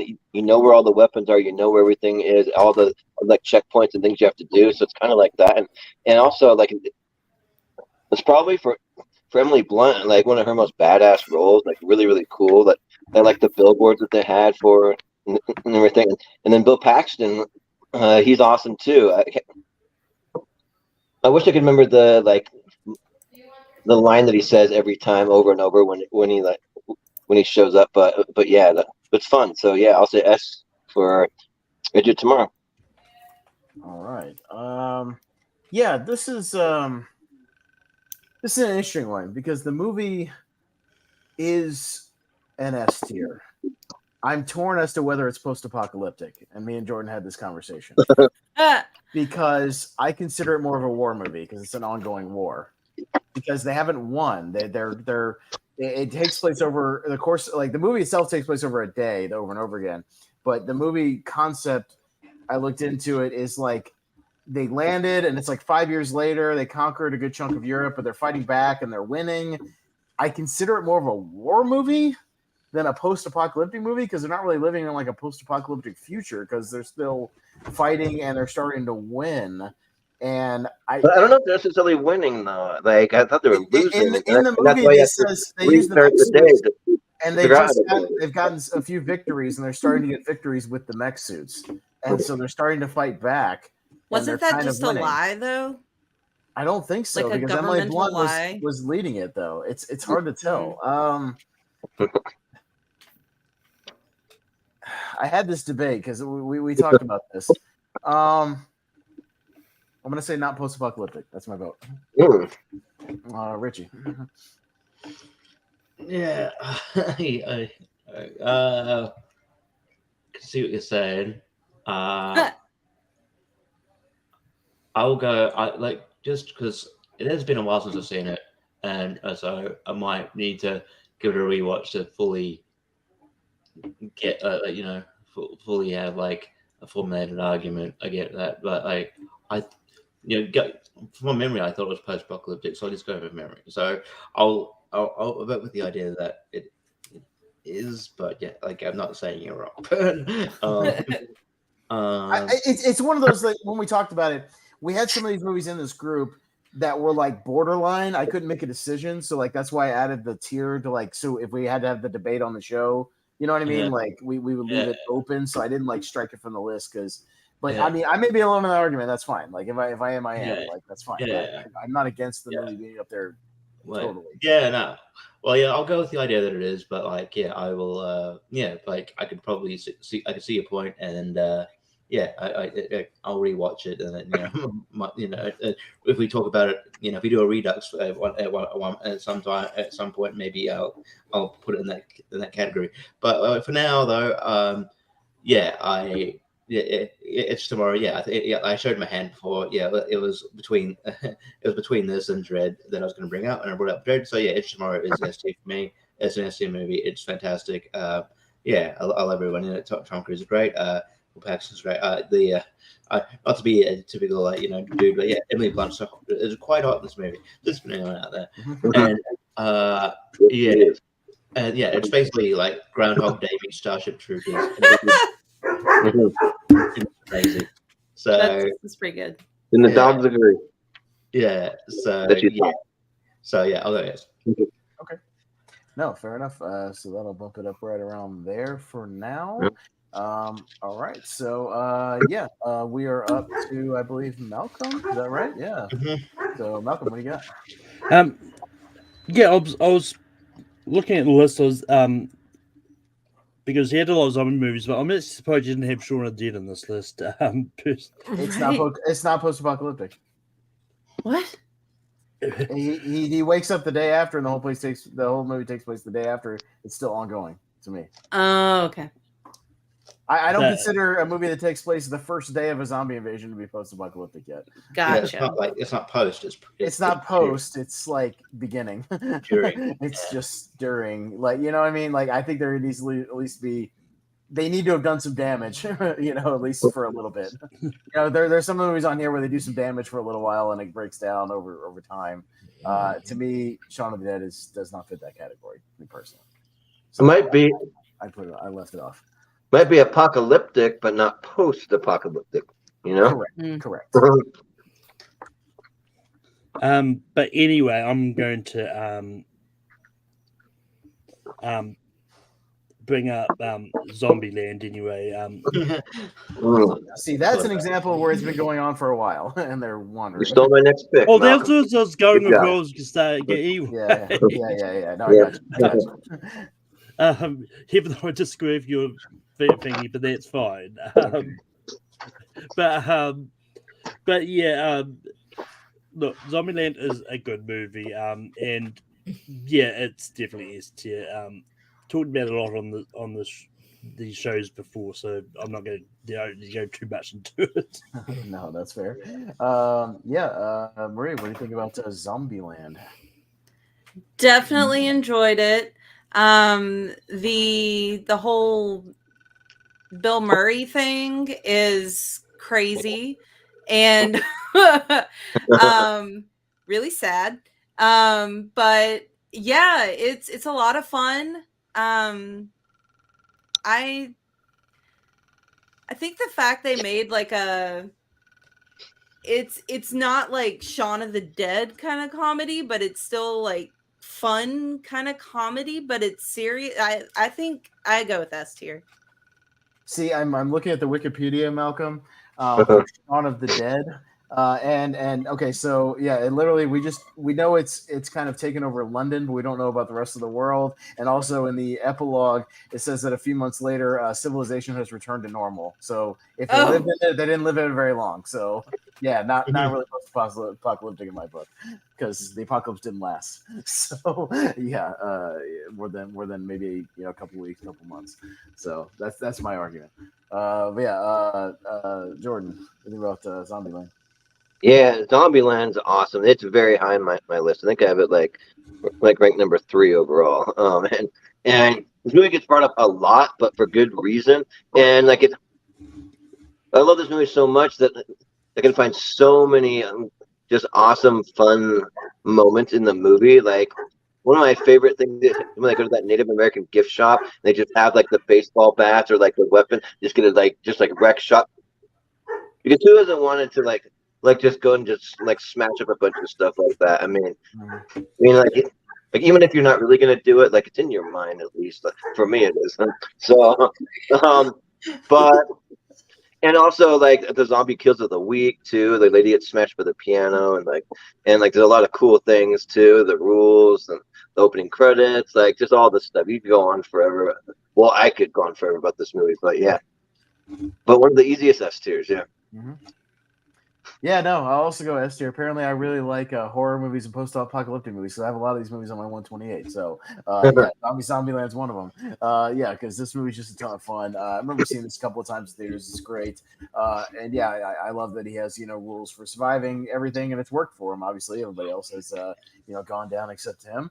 And just a fun side note that I brought up here before. I've been to Pacific Playland. It's Wild Adventures in Valdosta, Georgia. Been there many, many times. So I recognize. It's on the East Coast though, not the West. Like yeah, it's in Georgia. Yeah, in real life, it's not in California.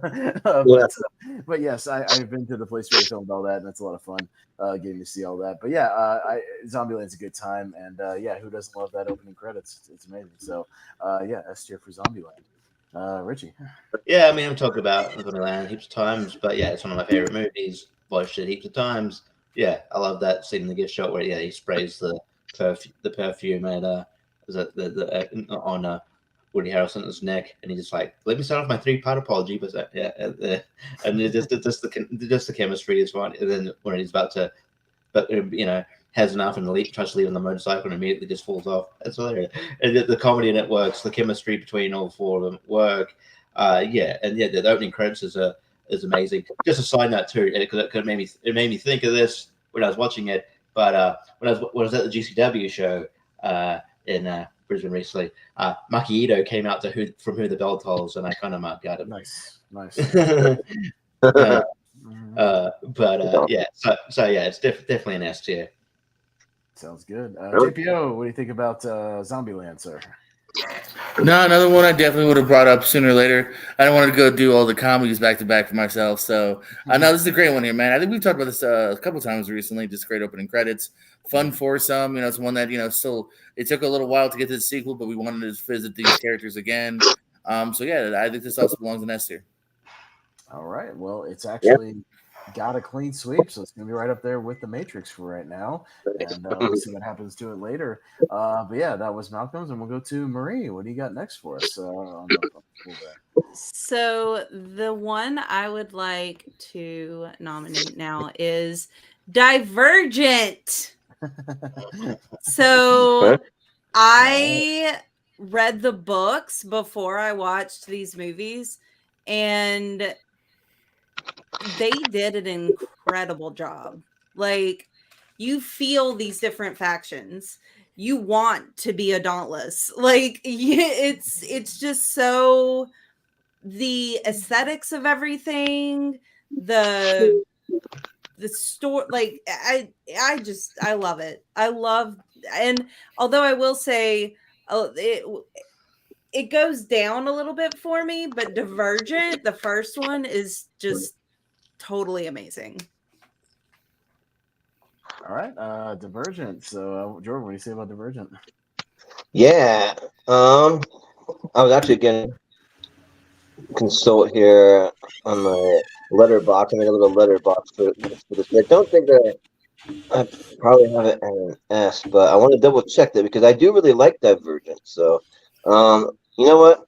Doesn't matter what my letterbox says. I'm gonna give it an A because when I saw it, like I wasn't expecting to really like it that much. I remember I went to go see it with Chris Scott. We went and saw some other movie. I tried to look what movies came out around that time, but we saw one movie we wanted to see more. I remember, and then we're like, well, let's just go check out Divergent. Like it might be good, and we went and saw it, and like we were really surprised by it. Like just like really blown away by it, and like it's one of the better YA adaptations that and yeah, there it is. I have it as an A, but and yeah, just the Shailene Woodley, Ansel Elgort, he's pretty good. There's Ashley Judd, I think, is in there. But yeah, so I'll say A for Divergent. So Marie, I will surprise you with one fact. I saw all three of these movies in theaters. I did. Oh, nice. Because I was just curious as to how bad it would get. You know, and I will say the sequels are of diminishing returns, that's for sure. Yeah. Because it definitely did get really, really stupid by the third one. And I was waiting for that fourth one that we never got, and just to see how bad it could get. I know. But they're only three books though. They made another one. It's like out there somewhere, and they just like shelved it. I don't know where it is. They made it. It's I think they were splitting the last book in half. I think that's what it was. Oh, okay. Yeah. They did. They jumped on that train and then they ran out of money or something. It was really weird. So it like didn't have a conclusion. Yeah, I remember seeing the first one. Yeah, I haven't seen them since then. I'll say that. It's not ones I go back to. But I remember it being not as bad as I thought it would be. I thought it was all right. You know, for a YA. I thought it was one of the better ones. I think there's a YA series on this list that's better, personally, that maybe I'll bring up. We'll see. But I'll give it a B. I didn't think it was bad. I thought it was all right. It was better than I thought it would be. So give me that. You know, I saw all three of them in theaters. So I don't. You know, I just did. I wanted to see where it would go. But yeah, I was intrigued enough. But Richie, what do you say about Divergent? Yeah, I'm not a fan. Look, Marie, let me start off by saying I think you seem like a really cool person, and you know if I were down your neck of the woods, I'd hang out. Yeah, that's really cool. But yeah, Divergent. I'm just not. It's not my thing. It's okay. It's not terrible, but yeah, like again, I mean, the third one you could put in some other tier. But yeah, like I said, like I said, that there is another YA one that's on this list that probably maybe bring up later. I don't know. But also, I don't even think it's the best YA film Shailene Woodley's been in. So yeah, I don't know. I would probably because I mean, it's not offensively bad like these sequels. So I'll probably go C as well. That's your boy Jai Courtney, though. Your fellow countryman, Richie. That doesn't bump it up for you. Yeah, who's being wooden again? You know, I wanted to, yeah. This is one of his boring ones. Yeah. Them doing the tough guy thing with them. Yeah. That face. I think. Yep. Chipia, what do you think about the Divergent? Is the first one? The first one, yes. Correct. Yeah, I wanted to get into it, man, because I don't mind a good like YA movie and stuff like that. I really couldn't. I think it got worse as it went along, and it's even got like my girl Kate Winslet later on. There's just something about it like cold to me that really stopped me from sinking it in, and I feel like that's why we never finished it. So, it's a B for me. Okay. Yeah, Malcolm, what do you say about Divergent? Yeah, I was with you when you brought up Day After Tomorrow, but yeah, I can't. I'm not with you here. I remember seeing this one in the theaters, but I was suckered in by the trailers. And yeah, I really didn't like it. Like, I never read the book series. I'd never cared to after watching the movie. Man, the books are getting worse and worse. Mm-hmm. I own all three movies. Fair enough. Hey, you like what you like. That's fair. I won't criticize you. Yeah. Where would you go, Malcolm? If. F. Wow. Okay. Oh my Yeah, god! they'll get worse and worse. Here's the thing, Marie. Out of all the people on this panel, I could have sworn the one person I thought would also be like, I really like Divergent. I'm going to give it an S. Would be Malcolm. I swear. Yeah. I thought out of all of us, he'd be the one that would be like on your side. That's really surprising. Okay. He's the one that was my gosh. That was my prediction. I was very, very wrong. So, but it's got enough. Marie, much like Day After Tomorrow, it'll stick in B tier though. So it's got enough. So it won't get dragged down too much by that. But that's not bad. That won't drag it down too much. Not bad. Because it's got an S, an A, 2 B's, and a C, and an F. B tier is fair. All right. Hey, but I appreciate the effort. I appreciate the picks. It's making it fun. Yeah, we're not all just picking like straight universally accepted ones. I appreciate that. All right, Jordan, where are you going next? So I'll go with the director that I've been a big fan of. Recently, I've been going back to rewatch a lot of his movies, and I'll go with the Bong Joon-ho. I never know how to say his name right, but I'm gonna go with Snowpiercer. I think Snowpiercer freaking rules. And I saw it kind of like so. I saw it maybe like 6 months after it came out on DVD, and I just found it streaming online somewhere, and I wasn't really sure what to think. And man, there's certain movies that just suck me in where like I'll start to watch it kind of in the background. I'm not paying a lot of attention. I think I was multitasking, and I just stopped everything I was doing, and like I was just locked in, like, and just a really cool, unique story. This like train, perpetual motion train, and when they have like a frozen, I don't know what you call it, frozen apocalypse, but it's kind of like Marie's alley because they try to stop climate change by messing with the atmosphere, and it backfires and creates an ice age. So yeah, it's kind of right. like Day After Tomorrow, where it creates like an instant ice age because we're trying to do something about it, and it doesn't work out too well. So it's kind of similar. Yeah, which I still want to go watch the TV series. I've seen one episode, so I want to get back into it, but because I heard it's good. But yeah, like I'm a big fan of the cast. I mean, I always love Chris Evans, Tilda Swinton in there, Ed Harris, Jamie Bell, and Octavia Spencer. People forget even John Hurt. Like they're a pretty solid cast, and like some pretty cool and unique things that like you never thought they could do with just a train. Like it's just like a train, but they really create like almost like a whole world like, within this train. So yeah, I'll say S tier for Snowpiercer. S for Snowpiercer. Starts with S. Yeah, I might also go S for Snowpiercer. Yeah, it's a really great concept for a movie. Yeah, Bong Joon-ho's obviously proven himself to be a hell of a powerhouse in Hollywood, and I'm glad he's been finally accepted as like a mainstream, director with Parasite, and obviously because I was a fan of the guy with The Host and some of his other movies, and yeah, Snowpiercer is great. Yeah, great concept, great execution. Again, it's kind of a one location movie, which I dig, but each car is different. It's like its own world as you go through this train, and it's a lot of fun. And yeah, there's some disturbing stuff in there too. But yeah, now if we voted on it later, I might vote it a little bit lower than some of the other movies in the S tier that I just have as more favorites of mine, but I'll still give it a low S. Yeah. Yeah. Richie, sounds good. Yeah, I would definitely give it an S tier here. I think it's a unique movie, and I love Bong Joon-ho's creative vision. I like his style. It hits. I think some of Chris Evans' best performances. It's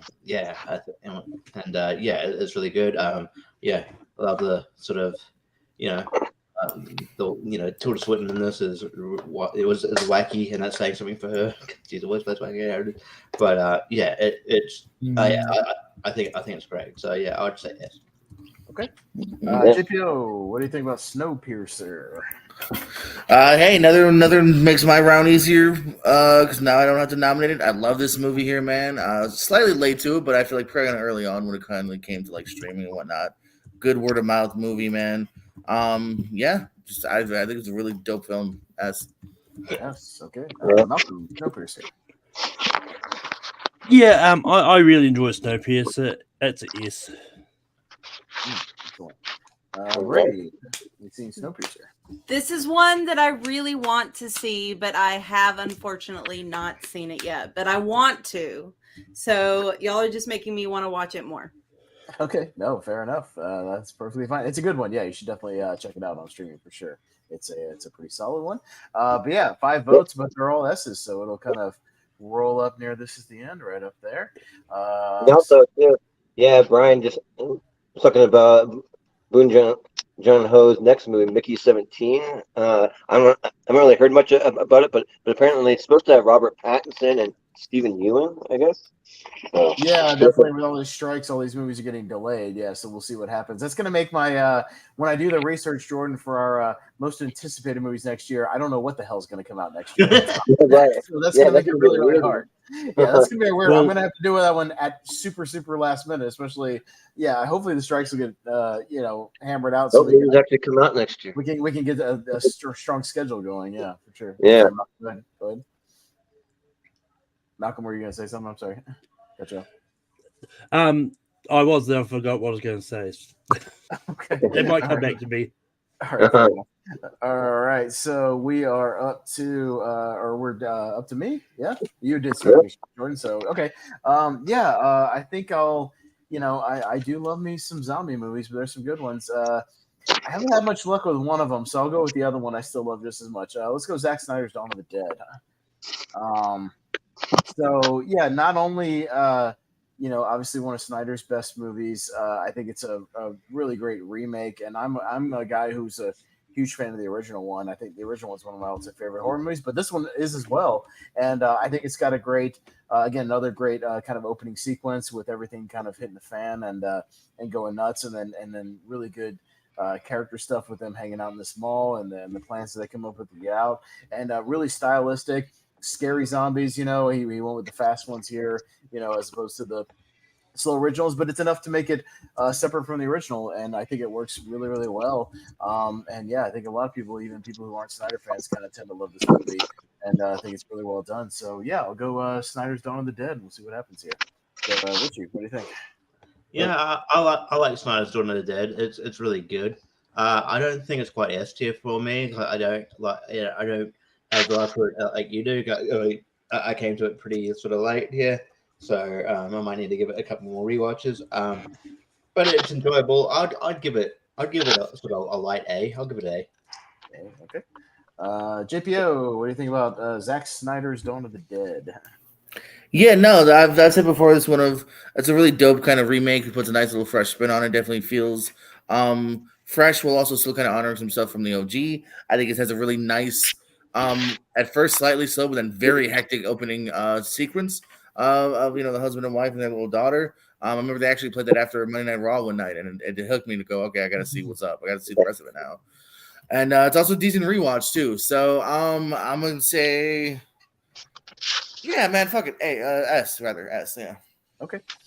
Malcolm, Dawn of the Dead. Yeah, it's definitely. I I would argue it's definitely top 3 when it comes to Zack Snyder movies for me. I've actually seen this finally. Took me a while. But yeah, I really enjoy Zack Snyder's Dawn of the Dead. I think it's a really good movie. And yeah, it's an easy S tier for me. Okay. Marie, Dawn of the Dead, 2004.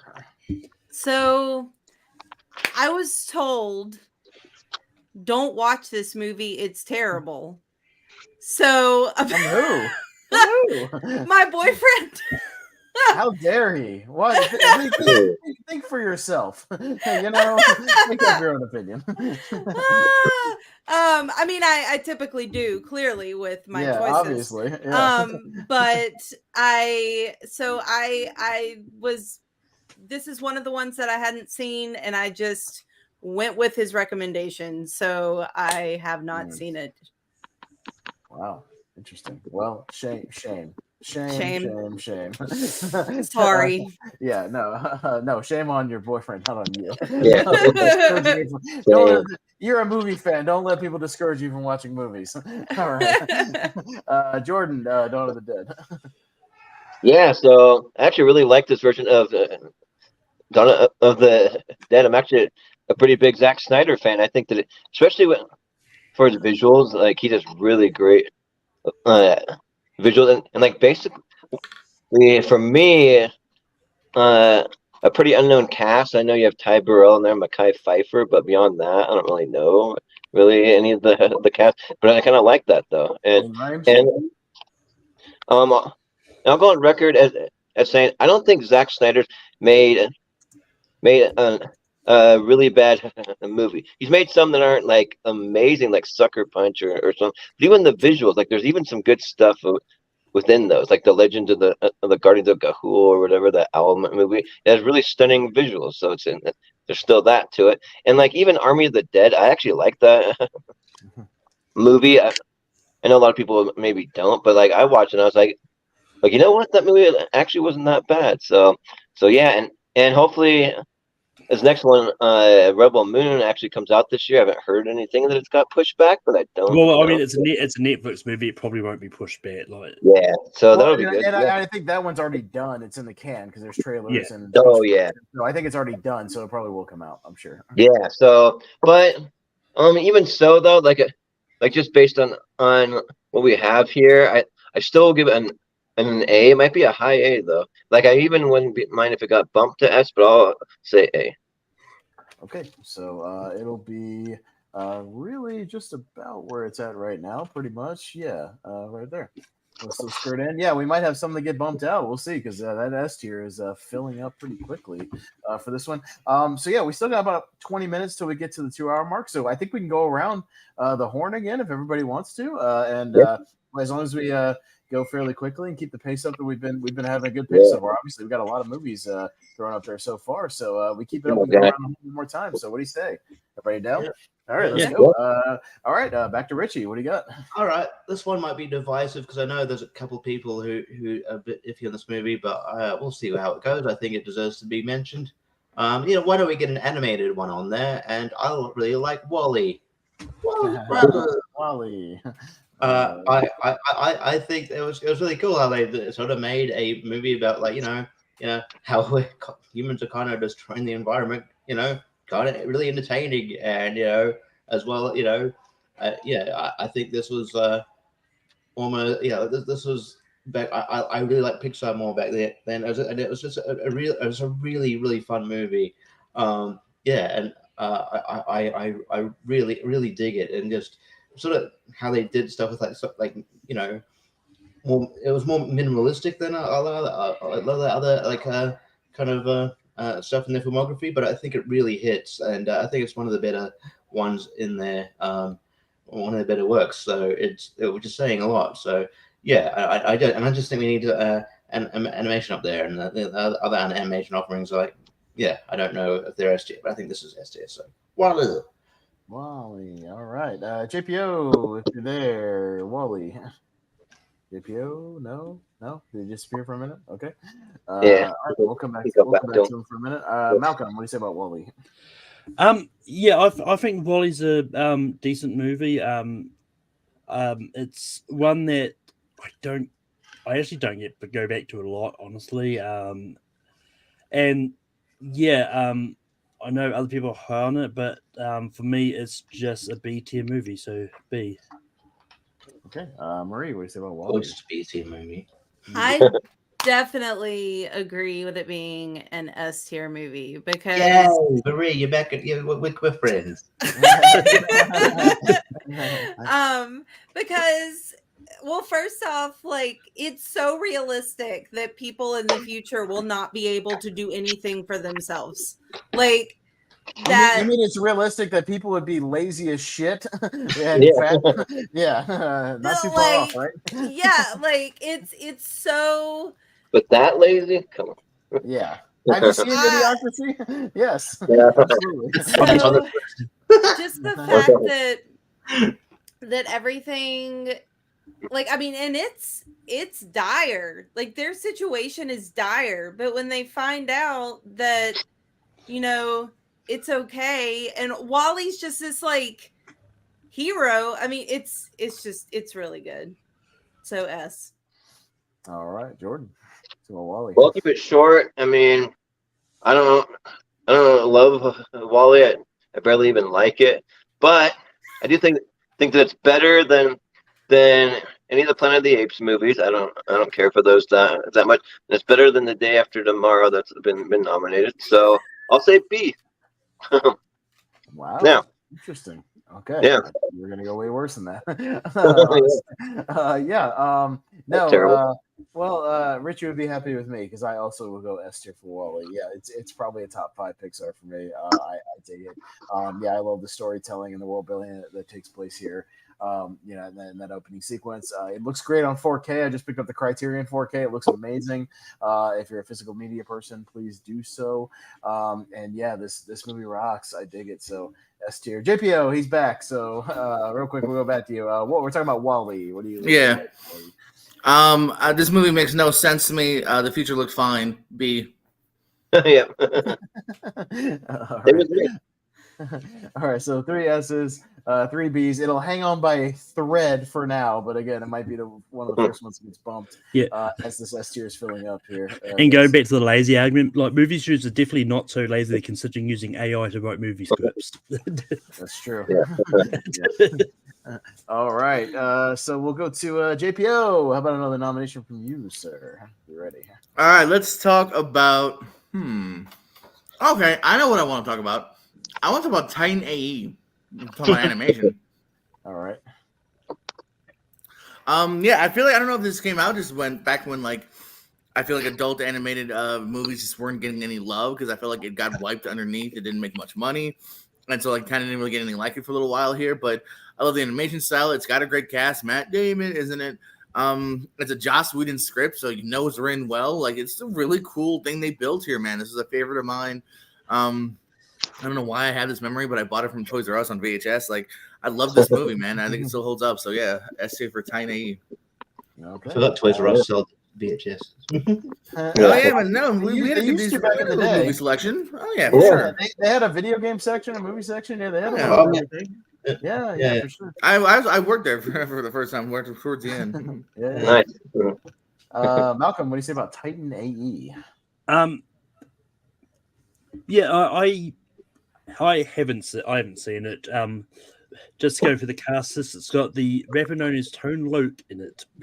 He was in a lot of 90s movies. He was in a ton of 90s stuff. Yeah, I was gonna say there was a while where he was in a bunch of shit. Dude's a Heat alumni, Ace Ventura. Come on. Ace Ventura, Blank Check, Surf Ninjas, obviously. He's in a bunch of stuff. Surf Ninjas, yeah. Marie, have you seen Titan AE? I have not, but knowing that it's a Joss Whedon script, for real, I will have to check it out now. Yeah, definitely. All right. Jordan, have you seen Titan AE? I've seen it. It's been a long time. And I saw it in theaters, actually. And that's the one and only time I saw it. And I never really cared to go back. I just didn't really care that much about it, really. I just remember, the movie had a lot of Creed music in there. It's like a thing for the movie Creed. It's got one song. Calm down, a lot of Creed. I don't know, but I could have sworn that it had more than that, but maybe it was only it felt like more. That one song. Like Creed soundtrack.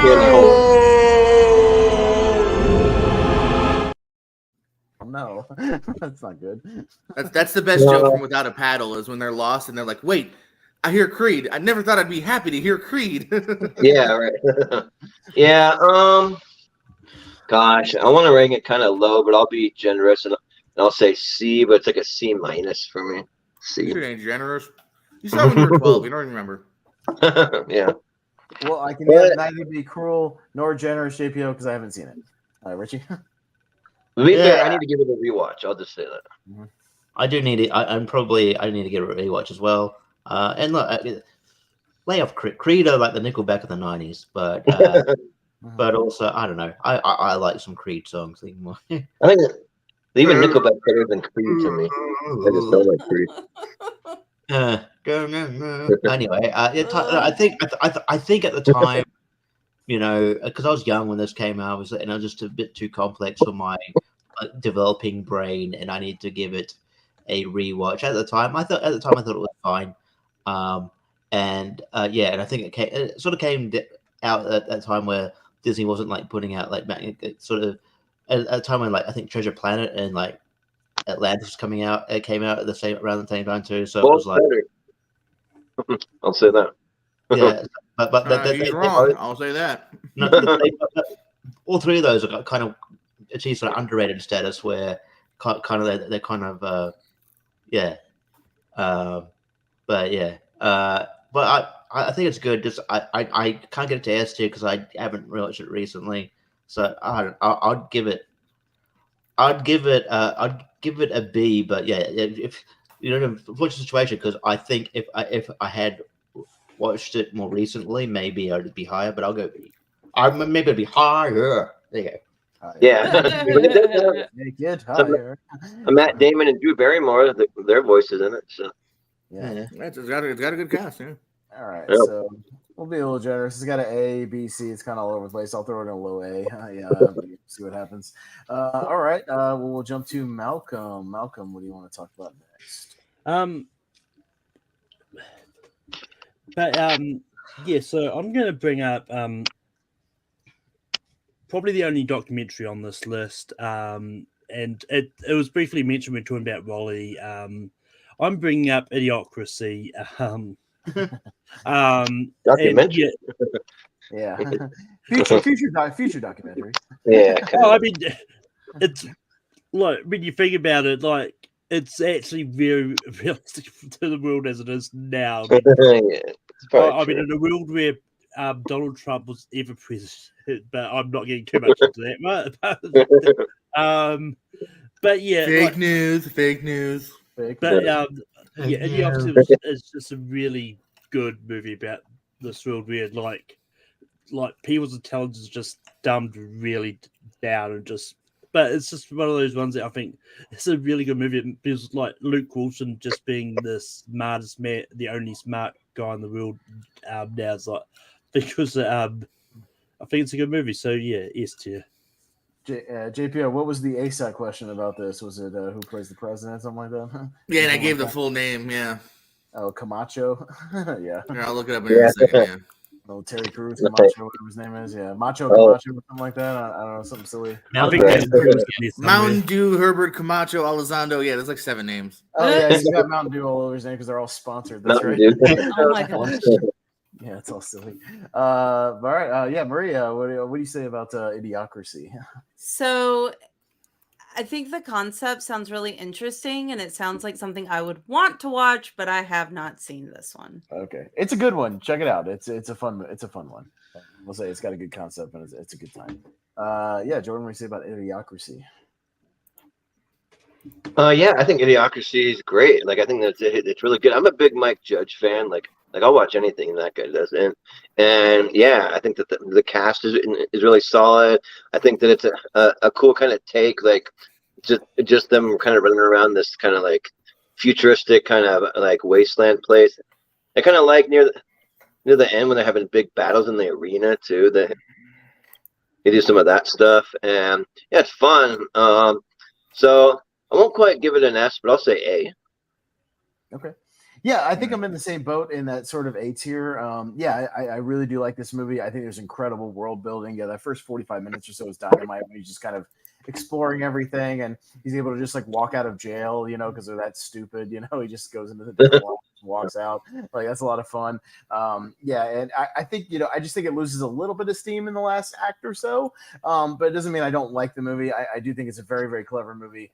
Very good script. There's some really good performances. There's definitely an ASAP question in there, JPO, about like what's the big hit movie in Idiocracy that everybody's watching. It's just called Ass. Ass, yeah, it's called Ass. It's just the guy farting into the camera with an ass. Yeah, it's. I mean, yeah, like there have been movies about that. It's not the world. I mean, I watched a movie called Fart the Movie, and that was.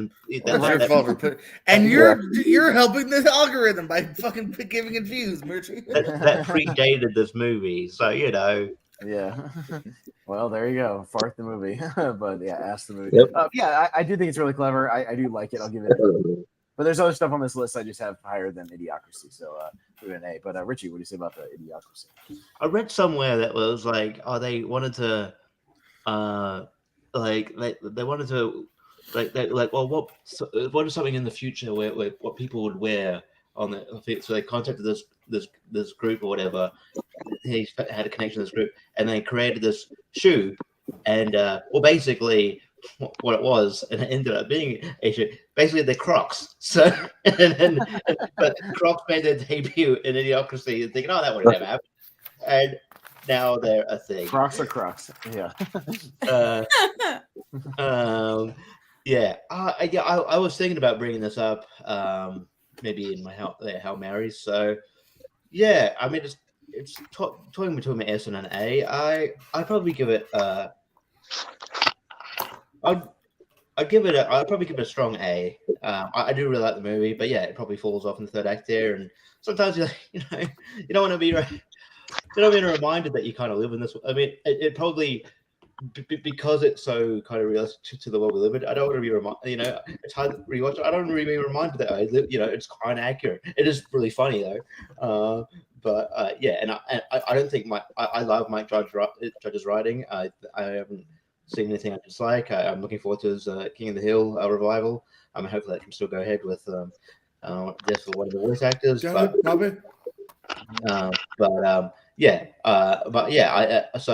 you give me anything Mike Judge, I'm gonna at least like it. So, but yeah, I don't. It doesn't quite reach S tier, but I high A. So I'll go A. Okay. JPO, anything about the Idiocracy? Yeah, it was question number 10 tonight. Who plays President Dwayne Elizondo Mountain Dew Herbert Camacho in Idiocracy? There's Terry Crews. There you go. I'm very mixed on this because even on the episode, I think two people said they hadn't seen it on ASAT, and I recommend it. And kind of like as everyone else, a couple other people hit into, I do feel it falls off at a certain point, and so it can't be an S for me here. Although I think there's some really great concepts. And it is a unique movie. I think well worth checking out. So yeah, I also fall kind of in the A/B territory. So I'll say A. Okay, sounds good. All right, what's got an S and 4A? So we'll kind of go around. I've been on kind of a little bit of a Maya Rudolph kick lately. I watched that movie Away We Go for our 2009 episode. Maya Rudolph kick all day, every day. Yeah, and then she's pretty good in Booksmart when she pops up. She's funny and then Wine Country is all right. It's not like as bad as some people say. I kind of like it. Mm-hmm. Sure. Marie, what's going to be another pick for you? What you got? I'm like torn. Okay.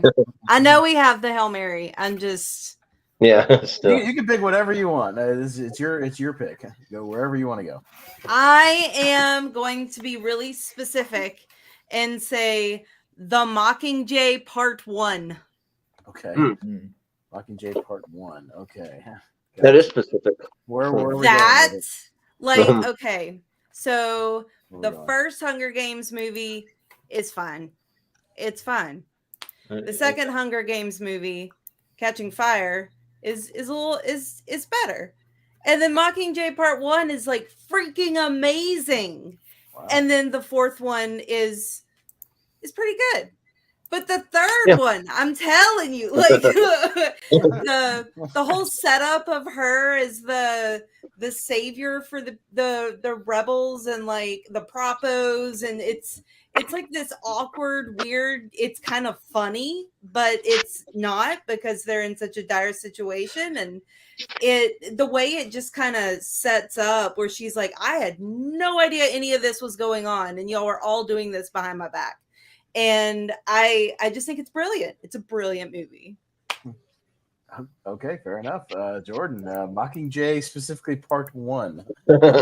Yeah, I mean, Part 1 and Part 2 kind of blend together a little bit for me, but I mean, and for me, like I actually do like the Hunger Games franchise. I actually prefer the original just when they're actually doing actual Hunger Games. I think that's like my favorite thing about the Hunger Games. But yeah, I mean, you get like kind of like focus more on like some of the side characters, like you got Elisabeth Banks in there more. You got like Philip Seymour Hoffman playing like Plutarch or whatever. Yeah. And then Julianne Moore's in there. She's kind of like a good like villain sort of. And yeah, like I think that it's cool to kind of see what's going on after or outside the aspect of the actual Hunger Games and kind of see the the world kind of more fleshed out and developed. So yeah, I'll give it an A. I think that's pretty good because the Hunger Games is one of the better YA adaptations, probably in like my top like 5 or 6 for YA movies. So Yeah, I like this franchise overall too. I think it's really solid. I definitely was digging most of the stuff they set up here. Catching Fire is my favorite of the movie, just because I like that you get to explore a little more of the world with them like winning it and then kind of hanging out in the city and kind of going around, trying to do these speeches, the very canned speeches, and them going back into the Hunger Games and then breaking out of the Hunger Games. Like I like all that stuff in that movie. That's one of my favorite. Yeah, Mockingjay Part 1, it felt like they were following this trend of like we got to do these Part 1s and Part 2s and stretch it out. And to me, Part 1 feels like that. I really feel that it's like killing time here till we get to Part 2, like the actual overthrow. And because I feel like most of that movie was just a lot of them making like propaganda videos and like just strategizing and like not a lot happening to me personally. Like it's my least favorite out of those 4. So that's the kind of stuff I love because I feel like it's so much world building. Yeah, I mean, I don't hate it. Like I'll watch it. I'll watch all 4 of these in an afternoon. Like I have no problem with that. But like if I'm judging based on the 4 of these, which I kind of am, this is my least favorite. But even then, I'll still give it a B because it's still watchable. But you picked my least favorite out of the 4, so I just have to judge it accordingly. Yeah. So, Richie, what do you say about Hunger Games Mockingjay Part 1? I hate to be like a parrot, but you kind of just copy and paste what Pez just said. You picked my least favorite Hunger Games movie. Catching Fire is my favorite movie, just because all the stuff that goes on. And yeah, I prefer Mockingjay for. Murray, just FYI, me and Richie vibe on a lot of movies. Like we don't plan it that way. We just kind of do. Like we figured that out. Like we kind of have a lot of similar taste in movies, so we're usually not that far off. We have a few exceptions, but we're usually not that far off. But yeah, so like I like the Hunger Games franchise. I think they're pretty good. But yeah, so it's not going to be like a bad grade by any means. But yeah, I'll go B. Okay. JPO, Mockingjay Part 1. I hate to kind of jump on the bandwagon here, but I'm kind of in the same vein. It reminds me of kind of like Harry Potter, Deathly Hallows, where it's like it's the calm before the storm kind of thing. And I don't even know if like it totally needed to separate it. Like it was a TV show, it might be fun, but here I was just like, all right, cool. Where's Part 2? That kind of thing, when you end this movie here. But again, I all 4 I don't have a problem with. I recently rated my J-Law movies in general, and I think I had Catching Fire as the highest of these 4, and I think this was my lowest of the 4. So, but B. All right, yeah, Malcolm. I like the Hunger Games series. Mockingjay Part 1 is actually high up on my Hunger Games list, actually. But yeah, it's one of those ones like I haven't read the book, so I don't know if Mockingjay needed to be a 2-part movie. Like I know Deathly Hallows definitely did need be 2 parts. But yeah, it was good, but I'm gonna go B. Well, I do appreciate this, Marie. You are filling out that B tier very nicely. There you go.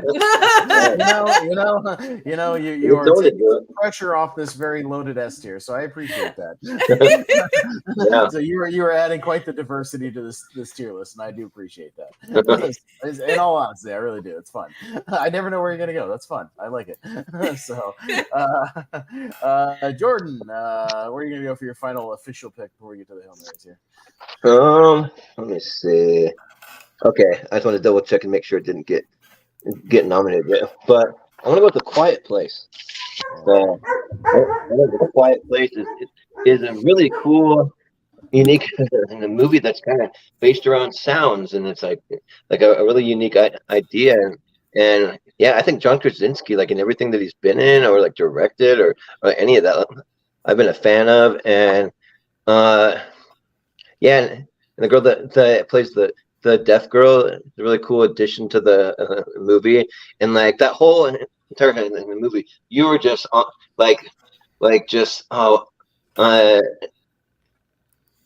the word I'm looking for? Like you're just having like an anxiety attack. Like you're just like on You're edge. waiting for something You're crazy on pins to and happen. needles. You're on the edge of your seat. You're Yeah. on. Yeah, right. Hanging by a Yeah, thread. and it's really, really cool, and it's one of the best movie theater experiences I've ever had because the theater was absolutely dead silent, and like you could hear a pin drop, and then it really added to the experience, and especially Emily Blunt, like when she has to give birth, like the whole like scene in the bathtub, it's just like crazy, like just oh man, like a really intense scene, and yeah, I think it's really cool, and I'm glad we got a sequel, and I'm glad we're getting a third, so I'm down for it. So yeah, I'll say A Quiet Place. All right. You know what you didn't hear in the theater a lot, Jordan, during A Quiet Place? Yeah, you did not hear loud Nope, noises. definitely not. in the movie and in the theater when we were watching. Yeah, no, I still remember my theater experience was very similar. Everybody kind of playing along with the movie, so to speak, being quiet, in the scenes where everything's quiet and playing all. Yeah, people afraid to like open their candy bags and crunch their popcorn, and it was really unique and it was really cool and it was fun. And yeah, I think it really added to it. This is definitely a theater movie. I rewatched it, at home, and like it doesn't work as well, but it doesn't mean it's not a good movie. I think it feels like a theater movie, like a movie you need to see in that atmosphere, and I think that's where it works best. But it's still a good one. Yeah, I feel like it comes up a lot, but yeah, again, it's for good reason. So yeah, I'll give it an S tier, sure. And also, Austin, did you ever get to watch part 2? I know you're maybe going to do it. I know you just said that, but I watched it right before we went live, so I have seen Oh, it. nice. Awesome. Yes. Just in case it did come up, but yeah, I finished it right before we went live, so yes, I have seen it. Nice. Yeah, I missed it in theaters, but Richie, yeah, what about Quiet Place Part 1? This is really good. Yeah, a great concept. I think there's some controversy because there's a movie, I want to say, that came out like after this that was made before it called The Silencing or something. That's got Stanley Tucci in it, and there's conjecture as to whether maybe who got the idea first. Yeah. Yeah. And that movie is pretty good too if you could watch it. This movie it's really good, and the great tension building, and there's no controversy. They're similar in a funny way, but like A Quiet Place came out a year before. Okay, so no, I've never heard of a controversy other than like, oh, this is similar. So someone was injured. I don't think it went as far as a lawsuit, but there was some complaints. But anyway, maybe for the other movie. Anyway, A Quiet Place, I think, it deserves to be S tier. It's a great, kind of case study and how to build tension. And I remember it was a great theater experience when I watched it as well. I'm afraid to open like any like chew popcorn or open a bag of candy at the best of times. It's just because I'm worried I'm making too much noise. So it was even more tense in this movie. So, but it was still a great experience. So I'll go S tier. All right, JP. Yeah, I'll say that for A Quiet Place when I went to the theater, I brought a can of soda. Did not get to open it because it was so quiet. So I was like afraid to just be like, shh, like really loud. You're the dude that brings a can to the theater, Jordan. Come on. Yeah, you can always tell that guy every time. Now I will say nowadays, if they do sell beers that come in cans, so it could be a beer can. So it could be. But JP, what do you say about Quiet Place? I sneak in soda. I'm at least sneaking in a bottle. Yeah, right. I'm just so I'm less conspicuous. I love this pick. I love this movie here. I even think it's a decent, it's a decent TV or at home watch. But it's a great theater experience as well, as you guys said here. It does add to it here. I love the sequel a lot as well. So I think this is pretty craftily done by Krasinski. So Esther. Okay. Malcolm, Quiet Place. You're my. I think I know what he's doing. You're being quiet. I'm sorry. Did you not actually doing a bit? We'll go off that. We'll go off that.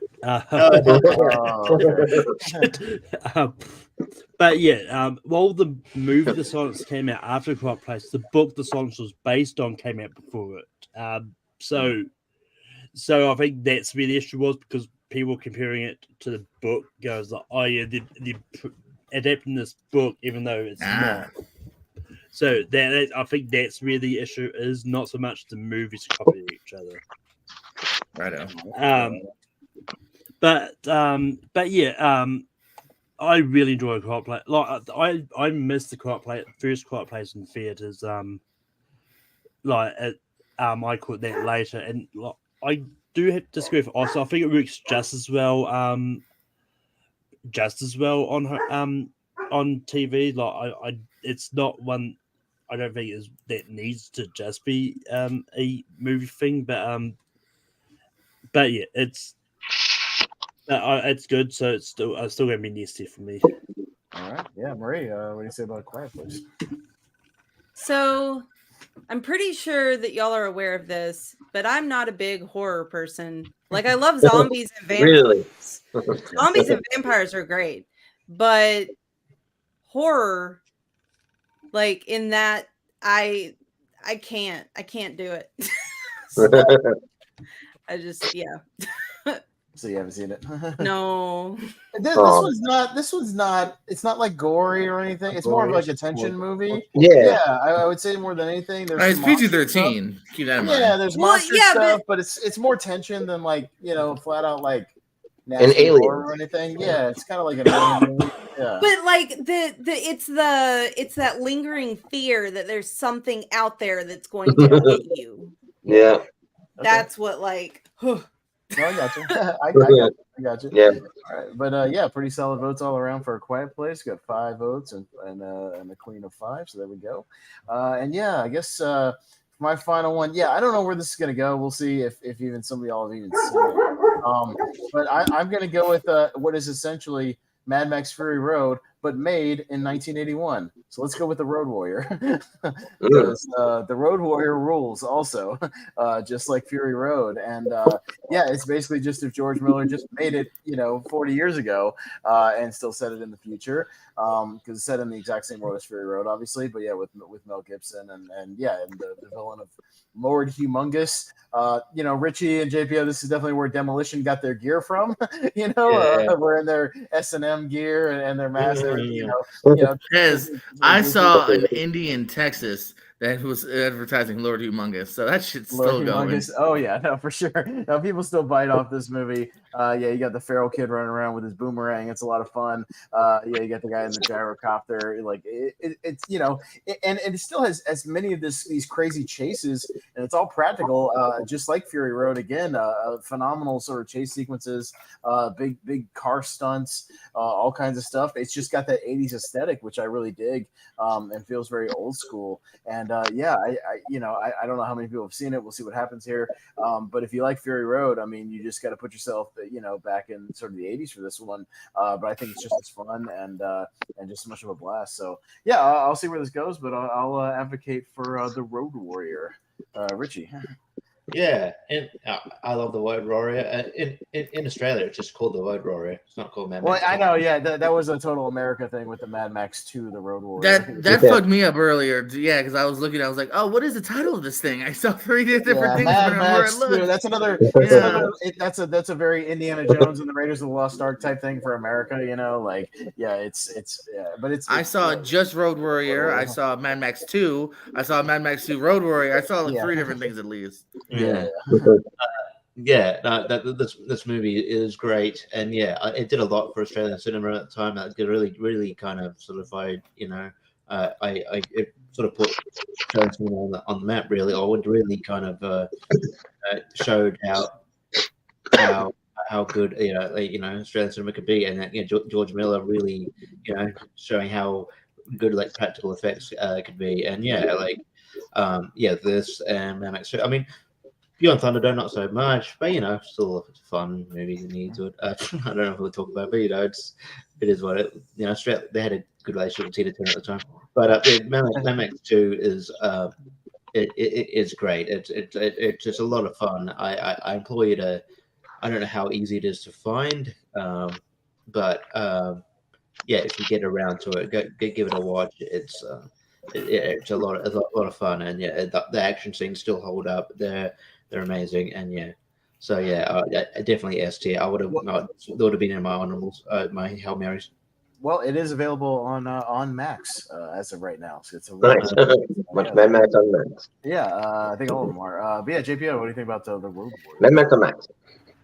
I haven't seen it. Oh, I should. Oh, Yeah, I think you Malcolm, dig in the Road Warrior. I also haven't seen it. Damn it. Oh, Marie. As I said earlier, Mad Max is one of those that I The Blind really Spot. That's right. know You I said, would you said the love. whole franchise is a blind spot. Yeah, that's right. Yeah, Okay. unfortunately. All right, Jordan, you're my last hope. Road Warrior. well, you're lucky, Austin, because you recommended it to me. That's So right, I've I seen did. that, and I've seen Fury Road, but I haven't seen the first or the third one. But I have seen this one, and it's really, really good. And also, I say that you're lucky also because I have this ranked. I'm at all the movies from this list are ranked at number 20, and I give my first 20 an S tier. So first 20 can make S. So it just squeaks in at like an S minus for me. And yeah, I think that like the Mad Max character is just so cool because you could have so many different stories because they're just stories about this guy just comes in out of nowhere. He's just like walking like through the wasteland, and he comes in and he has like a really cool interaction and like an adventure and with whatever people, and then he takes off into the sunset again, you know. Yeah. And I also like the a villain, like the guy with the mohawk, like the Lord Humongous or whatever. I think like he's pretty cool. So yeah, and I would also say if you haven't seen any of the Mad Max the movies, for anyone that hasn't, like watch this one first because I think it might be even better than some of the other ones. I mean, I haven't seen the other one, so I can't say that. That's the one everyone always recommends to me, though. Like, I think Richie's in agreement with me if I tell you the first half of Beyond Thunderdome is awesome. The second half not so good. The stuff in the Thunderdome city and the actual Thunderdome, all that stuff is great. And then once the kids show up, it's not as good. So, but the first, we were gonna have the original Mad Max on this thing, but then we kind of thought like it's not so much of a post-apocalyptic movie. So the first one is not actually. Yeah, it's just kind of the beginning sort of thing. But yeah, the other ones definitely are. Where was Cyborg on this list? Oh, I forgot it, but nobody's seen it except me. I thought nobody had seen it except me, honestly. I would have followed you there. Really? Because I mean, I own it on Blu-ray on the new Shout. I don't know if I still do. I used to have it on Blu-ray. Oh yeah, I didn't know if anybody had seen it, so I left it on. I figured it probably wouldn't make it very far anyways. All right, but all right, so that'll wrap it up for our regular round. So how this is going to work is we will move into our Hail Mary last chance round. How this is going to work is if there's anything still down in that pool down there that you think is either S tier, kind of a high A tier, anything like that, the cream of the crop of everything left over, I'll ask you to shout them out for me just one by one. Try to keep it under 10 or so. I think that'll be okay. We've gotten a lot of stuff on the list, so we've got some stuff left over. And yeah, what I'll be looking for is those crossover movies. So anything that people shout out more than once. So even if somebody shouts out a movie you also want to advocate for, maybe for S tier, also say it on yours, so I make sure I put it on the list to get official voting. All those ones that do get crossover, we'll go up and down the list. I'll read them off real quick. Everybody will just give a quick letter grade, just officially, and then we'll see if anything makes it in there last minute. All right. So hopefully that makes sense. So everybody take a look at your list there. Put together anything you still got ranked pretty highly for yourself, and then I'll go up and down the panel and get those movies from you, and then we'll see if anything else ends up in that very stacked S tier right now. Actually, we got 14 in there right now, so definitely we're gonna have some stuff get bumped down. So we'll have to go back to the votes for this one. Is that the original Death Race or that is the remake with Statham, because the original one doesn't really take place in a post-apocalyptic. It's just more of a game thing. And the original one is Death Race 2000. Death Race 2000. That's yeah. But the remake kind of does. So yeah, that's the Statham one. So yeah, because believe me, I looked that up just to make sure when we're deliberating. But if you're ready, Richie, I'll go to you first. Otherwise, I can go to somebody else. Are you? I think I'm good. All right, sounds good. Well, hit me, sir. Again, just give me just a few seconds between each one. I'll kind of give you. I'll repeat it back to you once I got it. So yeah. All right. Blade Runner. Okay. Blade Runner 2049. All right. Blade Runner 3060. The Mist. Okay. All three Maze Runner films. All three. Okay. Great. All right. I'll just put 1, 2, 3. Okay, sounds good. Brian was your last name. And I Am Legend. I Am Legend. All right, JPO, are you ready, sir? Yeah. Hit me. I also like I Am Legend. I Am Legend. All right. Warm Bodies. Warm Bodies. Okay. Blade Runner. Blade Runner. A Quiet Place 2. Quiet Place Part 2. All right. Independence Day. Independence Day. And Logan's Run, and that's good for me. Logan's Run. That sounds good. Mr. Malcolm, what do you got for me? I've got Zombieland Double Tapped. Zombieland 2. Okay. I Am Legend. I Am Legend. All right. Blade Runner 2049. All right. Ready Player One. Okay. War of the Worlds 2005. All right. And I might be alone here, but 2012. You are. Or you might be. Hey, Brie might really like it. It's a Roland Emmerich movie. She might dig it. I don't know. Yeah. She might have it on her. Hey, if it gets a crossover, we got to vote on it. So we'll see. No, All it takes is 2. But speaking of that, Marie, what you got for me? Well, I did enjoy 2012, but it's not going to make my list, unfortunately. So Planet of the Apes, like the original, duh. Only one of the best movies of all time. Terminator Genesis. Oh my God, really? Okay. Interesting. Warm Bodies. Warm Bodies. Okay. Warm Bodies. Ready Player One. Okay. What Happened to Monday? I meant to try to watch that, but I didn't. Yeah, same. Yeah. It was so good. No time. And I think that's it. Okay. Sounds good. All right. I think I will go. I'll be alone because you guys know my love for the OG Dawn of the Dead. Oh, I'm sorry, Jordan. Go ahead. I'm sorry. I apologize. Sorry about that. My apologies. Oh, no, it's all good. Yeah. Your screen was frozen, so I got confused for a second. Oh, yeah. My bad. Go ahead, sir. Sorry about that. No, you're good. I've been having to do this from my phone, and it froze because I had it charging, and it said my phone was getting too hot or something. So I unplugged it. Now it's all good. But yeah. Let's see. I will go with let's see, A Quiet Place 2. I'll go with the Maze Runner, The Death Cure. So that's the third one. I'll go with The Matrix Reloaded. I'll go Independence Day.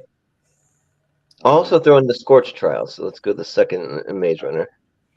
Okay. Yeah. I'll go I Am Legend. I'll actually go War of the Worlds 1953. Like, for a classic movie, that movie's freaking awesome. That movie's great. So, I'll go World War Z. Let's see. I'll go Terminator Salvation. Did anyone say the original Hunger Games? The first one? No. We didn't nominate it. I mean, I'll just say that. Okay. Then I'll go with that one. And then I'll also throw in a vote for The Mist. Okay. Minus Marcia Gay Harden, but The Mist. Yeah. Anyway, it's still a good movie. Jordan wants the Marcia Gay Harden less cut of that movie. Yeah, they cut her out of the movie. Yeah, but that's what makes that movie great. It's her performance. Yeah. All right.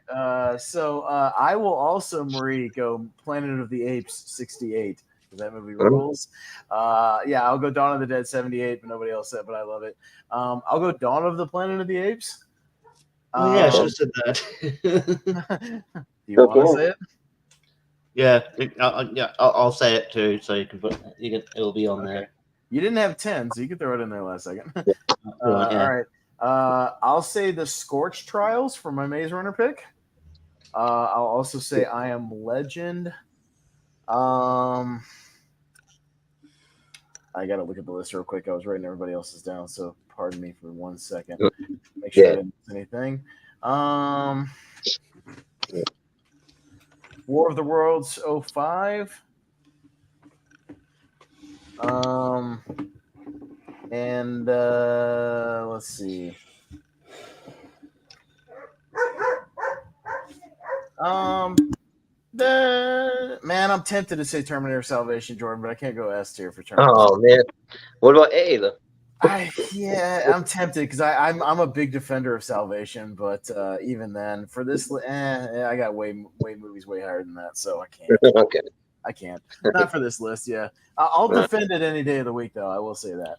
No, I'm with you on that. Yeah, it's not an S, but I'll defend it. I'll defend it. Yeah, I dig it. That's So, well, right, good for you. All right. So, if you guys, I know I'm kind of pseudo hosting this, but if you guys could kind of talk amongst yourself for a second while I have these crossovers, I'll be right with you in just a minute. So, just a second up here, okay? So, seen any good movies lately, y'all? How about them post-apocalyptic movies? Yeah. No one wanted to nominate. Let's see what sucks. I've seen the Equalizer 3. Anything we all agree needs to go into the F tier. We could throw something in there. Judge Dredd. Or how about Resident Evil: The Final Chapter? That movie sucks. Most Huh? I mean, put all Resident Evils there, but why not? All of them in there. The first one's fine. Okay. Well, I only have first three. One's not on here. I only have 3 through 6, and only 3 through 6 are post-apocalyptic. The third one's okay. The rest can go in. The rest of them suck. Let's put 4. Yeah.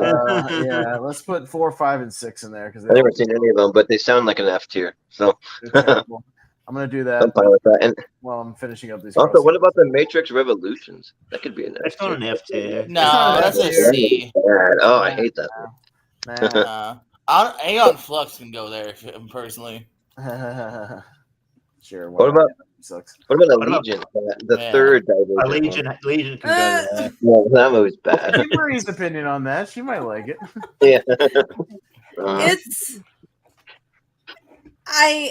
It goes off the rails. She's trying to defend it in her mind right now. Well, it's framed nicely. Yeah. It's difficult because like that dude is so gross. He's so gross. I can't stand him, but that means he's a good bad guy. So I don't know. I've got a hot take F tier. The original Blade Runner. I can't. Yes. Oh my God. Yes. Hold on. Whoa. We'll be talking about the that one had crossovers, so we'll talk about it. Hang on. Okay. Spoiler alert. Oh, it had crossovers. Oh, I forgot. Shoot. Quiet. Stop getting ahead of yourselves. Hang on. Hold on. All right, I'm almost there. I'm just double checking my list here. Hang on. Make sure I got everything. Wait on us. Okay.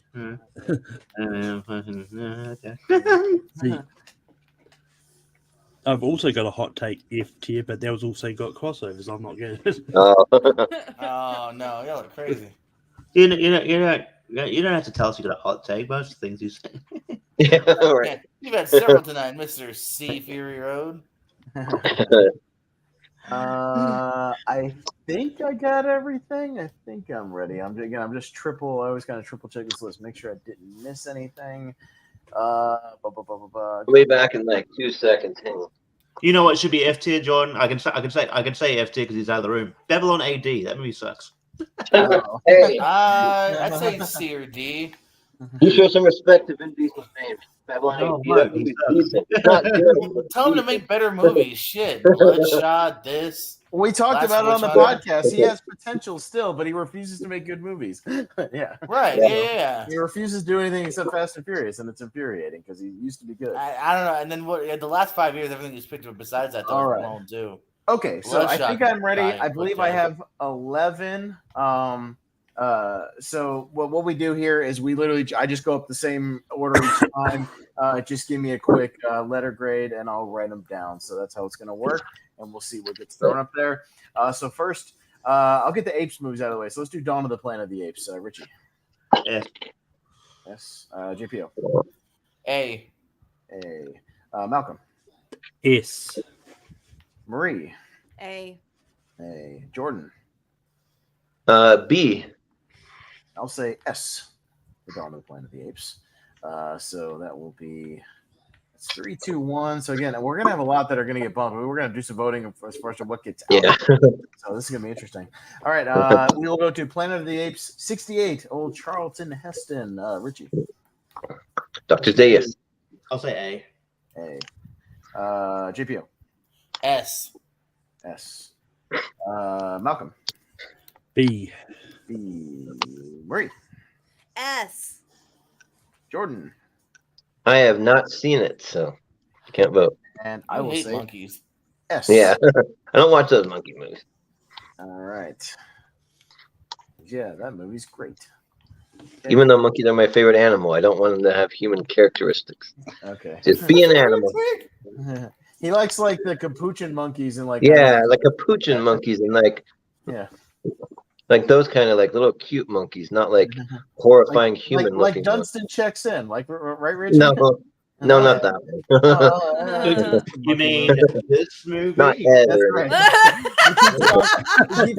Marie, that's a running joke. He keeps it on hand at all times, ready to go. You know, like Yeah. fans. All right, but getting back to this, let's go to Will Smith and I Am Legend. Richie. S. Yes. JPO. S. Yes. Malcolm. A. Marie. I gotta go C. Wow. It Okay. doesn't match No. the book. Okay, fair enough. This might be a bad movie. Jordan. I'll say S. And I'll say S as well. So Books are just that's boring. 4. All right. Nobody's able to really capture exactly what that book's going for, but that doesn't make it a bad movie, though. It could be Will Smith's best movie. It could be. I don't know about that, but We'll get to another Will Smith movie here in a minute. Let's go Warm Bodies. Richie. A. Okay. JPO. S. Okay. Malcolm. C. C. Marie. S. S. Jordan.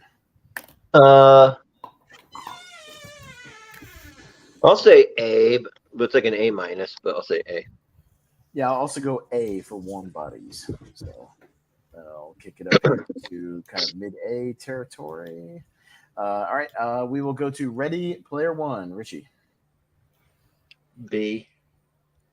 B. All right. JPO. B. B. Malcolm. S. Okay. Marie. S. Jordan. A. And I will go B. So, Okay. so that'll be kind of low A territory. Actually, it's kind of more around there. But yeah, there you go. Let's go The Mist. Richie. S. Okay. JPO. C. Oh my god, No. Malcolm. Haven't seen it. You should see it. It's good. Marie. I'm questioning whether it's post-apocalyptic, but we won't get into that. Oh, good call, actually.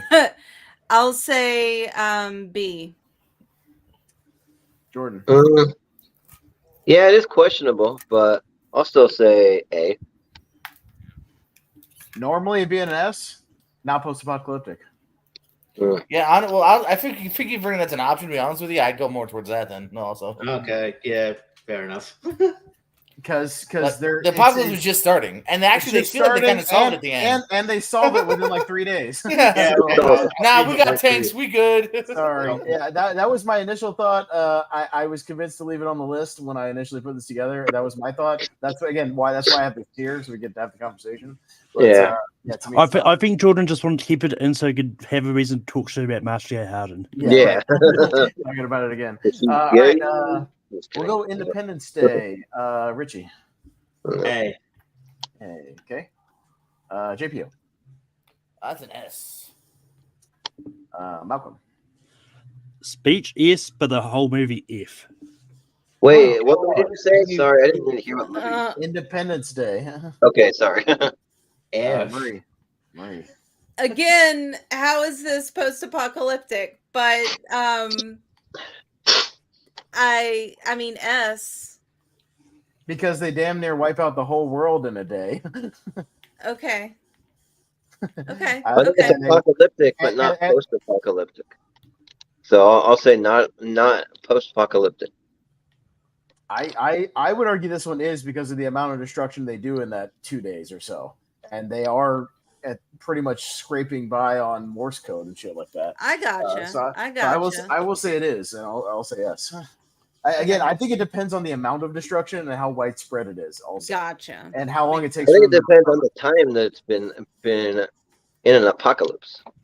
So, but we don't know how long it took them to recover from all this damage. It takes them a long time, especially according to the sequel. It took them a long time to get back. Yeah. So, but does it show that? I don't know if it does. They talk about it, and it's in the books as well. There's books. Yeah. But yeah, it'll be. I'm just saying there are novels, but it'll be kind of. It's actually probably going to be. Well, it's 3. Yeah, There's an F in there, so cool. it's going to be around here. Sorry, now. Normally, it'd be okay, Malcolm. Okay, fine. See if you're right. An F, like you think this is a piece of shit movie? I do. It's really. I find it really boring. Oh my god, boring! It's so good. I think the first hour of that movie is one of the most exciting lead ups to a destruction ever. Yeah, the most exciting movies on this whole list. Yeah. Here's the thing. And here's the thing. Even with you agreeing that speech is good, I feel like you can't say it's an F. Then even if you think there's one great thing in it, that's the speech isn't enough to save it. From an F though, that's where from an F it should be enough to give it like at least a D. It's as bad as the Resident Evil movies, the sequels. Right? I've not seen the sequels, Gotti or whatever. I've only seen the first one. And also this is why I give you shit, Malcolm. It's not just because it's like I mean I love you, but it's just like because. Yeah, much love, buddy, but what the fuck? I disagree. I disagree with like Jordan Anderson a lot, but at least I can kind of vibe with what he will like and what he doesn't. You are all over the place. You can I cannot pinpoint what. Well, saying that it's boring is like saying the movie Heat is boring. Man, that bank heist is so. Anyways, well, it is what it is. World of Worlds, 2005. Richie. Yeah, I probably should have brought this up in my Hail Mary, so I'll go yes. Okay, JPO. B. Malcolm. A. Marie. A. Jordan. I'll say A. I'll say S. I love War of the Worlds. It's one of Spielberg's last Spielberg movies I really, really, really loved. Yeah. All right. We got 3 more. Blade Runner, OG. Richie. Oh. It's gonna break my heart, but S. Okay. JPO. Yeah, S. Malcolm. Yes. Marie. I'll be nice. A D. That's not Jordan. That's not nice. It is a straight up F for me. Out of all the movies that I've seen on this list, it is dead last. Sorry to make you think, Jordan. I'm so sorry. But we'll say I've never seen a Resident Evil movie, so those could be lower. But. And what's such a weird? I don't even like comparing those two. Like, stop it. Yeah. I'll caveat my answer. I have yet to be able to make it to the end of this movie in my about 14 or 15 attempts to try to get it through it because I fall asleep every single time. It is boring. But it's technically better and well acted than a Resident Evil sequel. So I'll give it a D. I'll be nice. You haven't seen it. Nice. You can't give it anything. I've seen enough of it. Movies, I might bump it up. No, there's no I've seen enough category. You haven't seen it. No, it's not a thing. 90% of it. Sometimes I fall asleep with like 10 minutes left to go. So I still haven't seen. Yeah, but no, that means it's not great. So I mean, it's got some, but it's gonna get knocked anyway. So I'm gonna go ahead and put it right there as a preemptive. What? It had some F's and D's. I don't know. I know, but it had three It also S's. had S's. and it's- It also had Oh. S's. I mean, I don't know. Yeah. That's the most polarizing movie tonight. Though. Damn. It's not even going to get near honorable mentions because look at all these S tiers that have to get knocked down. So it's not even going to Yeah. be close. Oh man. So it doesn't matter. Well, Blade Runner 2049, Richie. Oh no. It's gonna break my heart. Yes. Okay, JPO. A. Okay. Malcolm. Yes. Marie. Haven't seen it because the first one was so bad. That's fair. Jordan. It's better than the original, but still an F for me. Like I have it ranked Jesus between Christ. 2012 and Terminator Genesis. I don't get the ranking. It's better than the one you gave an F to. It's still an F. It's like an F plus, but the other one's an F minus. What's an F plus? I don't think you went to What's school. plus I and don't think it's a thing, buddy. That's a D Yeah. there. Yeah, it's a No, D it's still an F. And for me, if I can ever make it past the first one, I'll get to Blade Runner 2049. So I haven't seen it because I feel like To I be need fair, to. I need to think you finish it. could try the second one. It really doesn't matter. Maybe, but I'm still trying to get to the first one, and then I'll Come get on, to the other Batista's in it, one. man. Get to it. Good luck. That's gonna be. I know. You're tough. I'll maybe get to it eventually. But yeah, we'll see. So it's gonna be somewhere around here. And then the final one is A Quiet Place Part 2. Did we have the Scorch Trials as well? We We had Scorch Trials as well. I'm sorry. Yeah, we did have Scorch Trials. Actually, I had that written down. I skipped it. I'm sorry. Yeah, we'll do Scorch Trials. Didn't the Death Cure get multiple things as well? Yeah, we did. Yeah, Yeah, the Death Cure did too. Oh, Death Cure. That's right. Okay, so let me fit them on my chart here. I gotta squeeze them in here. Okay. Trials and Death Cure. Okay. Gotta squeeze them in here. Sorry about that. I apologize. Yeah, no, even I forgot that. Richie, I guess let's go in chronological order. We'll go Scorch Trials first. All right. A. Okay. JPO. B. Malcolm. C. Marie. I haven't seen the Maze Runner movies. They're Mm. good. Some of the I better think you'd like them. If you like Hunger Games, you'd like them. and Divergent. I think it's better than Yeah, Divergent. yeah, and But I Divergent. didn't Yeah, like I the can follow Hunger that. Games part of the Hunger Games. That's Well, fine. the Maze Runner part of the Maze Runner is only the first movie. Then they move outside. the Oh, maze. okay, gotcha. Oh yeah. They move into the post-apocalyptic Yeah, he's wasteland done running outside those the mazes after the first Oh. one. Oh yeah, and there's no goofy romance in it. It's great. It's fantastic. Yeah, there's the friendship you think There's might no be a shitty romance. romance. Yeah, there's no shitty It romance. doesn't. Jordan. Kind of is, isn't there? Doesn't it like the chick? No, because she fucks him over and then he tells her to fuck off. It's Uh-huh, great. yeah. Okay. Yeah. And, I don't know. Yeah, it's great. That's great. I love it. I'll say S. I'll also say S. Yeah. It's Really good. Scorch Trials is really good. It's my favorite of the three. But even then, it's still kind of around there. And Death Cure. Richie. S. Dylan Thomas almost died to make this movie, guys. Give him a name. Yeah, right. Who's Dylan Thomas? Not Dylan Thomas. Dylan whatever. Dylan O'Brien. Dylan O'Brien. Dylan Thomas is a poet. All right, JPO. To be fair, he looks like a Dylan Thomas. This is a C. C. Okay. Malcolm. Death Cure famously made it the championship of whatever year letter series it was, but it's a C. Yeah. Marie. You haven't seen it. Jordan. I'm gonna say S. I actually like it better than the Scorch Trials, so they're both S's for me. So S. And I'll say A because I like Scorch Trials is my favorite, and Death Cure is still good, but I like that one more. So we got higher notes. No, it had less. Slightly Well, less. Yeah. me and Richie each said S. Did anyone else say S? Scorch Trials had 2 votes that were lower. They each had Scorch Trials had 2 C. Oh yeah, Scorch Trials 2 C, but it's still about the same. Yeah. Roughly the same. There's like 1 B separating, but whatever. And then finally, Quiet Place Part 2. That'll be the final one. Richie. A. Okay. JPO. S. All right. Malcolm. S. Murray. It's a quiet place. I haven't. Oh, that's right. You haven't seen it. Oh, yeah. Jordan.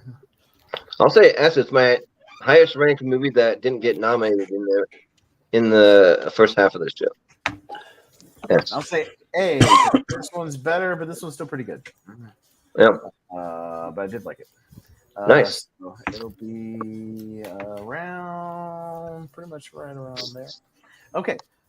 So, all right, this is going to be tricky because look at all these damn S tier movies. 1, Yeah. 2, 5, 6, Ooh. 7, 8, 9, 10, 11, 12, 13, 14, 15, 16. This is the most we've ever had, 18. I think that we broke our record. I think we had one that had like 16 or Oh, something. dang. We broke our record tonight, so for S tier movies, but that just means I've got to be even pickier with the actual votes and go back to my chart. So, so I will first go to the ones that I believe are pretty safe, and I'll kind of cut it off at some point. So pretty much anything that has clean sweep will be safe. Obviously, Matrix and Zombieland both had 6 S tier votes, so those will be at the top of the pack. Snowpiercer and A Quiet Place each had clean sweeps, but only 5 out of the 6. So I'm going to keep them where they are at the moment at 3 and 4, and then we'll go back to them in due time here. So got that. Let's see. This is the end. We start getting into our kind of sweeps with another one. So that's a 5 and 1 for This Is the End. 12 Monkeys had a 4 and 1, very close. 28 Weeks Later had a 4 and 1 as well, just like 12 Monkeys. Edge of Tomorrow had a 4 and 1, just like that. I Am Legend had a 4, 1 and 1, so where it is right there. Let's see. Mad Max Fury Road had 4 S's and a C. So it actually, hang on a second. I Am Legend at least had an extra A vote, so that'll be above Fury Road. And then we get into our plethora of 3 and whatevers. You said that they have a plethora of pinatas. Yeah, so 3 and a bunch of stuff afterwards. So this will be the tricky part. Mad Max, The Road Warrior had a clean sweep, but it was only 3 votes, like a bare minimum 3 votes. So that one's going to be a little trickier. But yeah, so I will say everything up to Fury Road is going to be safe. That makes 10 up to Fury Road. 10, so yeah, that is our 10 all the way up to Fury Road. That's how picky we have to be. Fury Road will be number 10. We might have to do some minuscule voting there, but that's the cutoff. So I will have to be super picky with the rest of these, and again, go back to the votes. So it's going to be anything with strong A's following those 3. 28 Days Later, 3 and 2, very strong. Dread, 3 and 3, also very strong. So 6 overall votes. That might be, we'll see. Dawn of the Dead, 3 and 2 as well. Quiet Place Part 2, another 3 and 2. I think lack of votes, unfortunately, Richie, is probably going to knock out Road Warrior. Yeah. Just because of a lack of voting. I feel like all these other ones all had pretty strong votes. Wall-E has, let's see, where am I going here? Again, I got so many movies on here. Wall-E had a bunch of B's, so that's going to get knocked. Dawn had 2 A's, but also a B. And Planet of the Apes 60, A and a B. So, these are going to get knocked here. Those had A's, though, as Wall-E did not. And then everything else is roughly the same, so we're going to have to do some voting here. So here's what we're going to do. Because the cutoff is Fury Road, we then have 4 after that are roughly identical with Dread. Who's got a TV on or whatever in the background, please? Yeah, it's Richie. What's going on? What is happening? I might have the door. It might be I'll close the door. Maybe it's I don't know. It was me. I totally was trying to blame Richie. Oh, fuck you. Okay. I'm so sorry. I didn't think it was gonna work. Yeah, I was like, that is Like very, someone very watching loud. cartoons or something. Yeah, cartoons or whatever the hell is going on. It wasn't loud till then, though. To be fair. Okay, gotcha. Oopsies. Gotcha. Okay, so here's what we're gonna do. We're gonna do a quick vote here. So we'll cut it off right there. So 3 out of these 4, Dread, 28 Days Later, Dawn of the Dead, and A Quiet Place are going to be our honorable mentions by default. But we will do a vote. Which one do you think does not deserve to be an honorable mention out of those 4? That is what we were going to vote on right here. So that's what we're going to go for. So yes, that's how it has to be with this one. So we'll go, like I said, Dread. I got to write this down. 28 Days, Dawn, and Quiet Part 2. Richie, we'll start with you. Which one of those should not be in honorable mentions? That's hard. Just because I've seen it less, I'll go Dawn, but yeah, and I don't have as high as the other ones mentioned, but yeah. Okay, all right. JPO, which one of those do you boot? Say it to me one more time. The last four. Dawn of the Dead, A Quiet Place Part 2, Dread, 28 Days Later. Which one should not be four on honorable there. mention? Oh, of those four, Dread. JPO is distracted watching cartoons. No, I'm shooting. There's a difference. Okay. Malcolm, what do you boot? 28 Days Later. Okay, Marie, what would you boot? Quiet Place. It's not going to solve anything. Well, we'll see what happens here. We can do a revote. We'll see. Jordan. I'll go 28 days. And I will go A Quiet Place Part 2 because I just saw it. So we have a tie. We will do a quick revote. And the most votes go to 28 and Quiet Place. So we will do one more revote, see where this goes. Hopefully we won't have a tie. Otherwise, I might have to spin a wheel since I don't think there's anybody. People in the chat. We'll see. Brian's in the chat, so maybe he can break the tie if we need to. We'll revote out of 28 days or Quiet Place Part 2. What gets to the boot, Richie? Quiet Place Part 2. Okay, JPO. Yeah, I'm good with that because we got one on there. So Quiet Place too. Okay, Malcolm. 28 Days Later. Marie. Quiet Place Part 2. Okay, Jordan. Wait, so we voted for which one gets the boot? Which one gets the boot? Yes. Okay, 28 days. And I'll say Quiet Place Part 2. So Quiet Place gets the boot. All right. So our official honorable mentions, as I roll them down here, will be Dread, Dawn of the Dead 2004, and 28 Days Later will be the honorable mentions. 228 movies. Yeah, so we go back up here.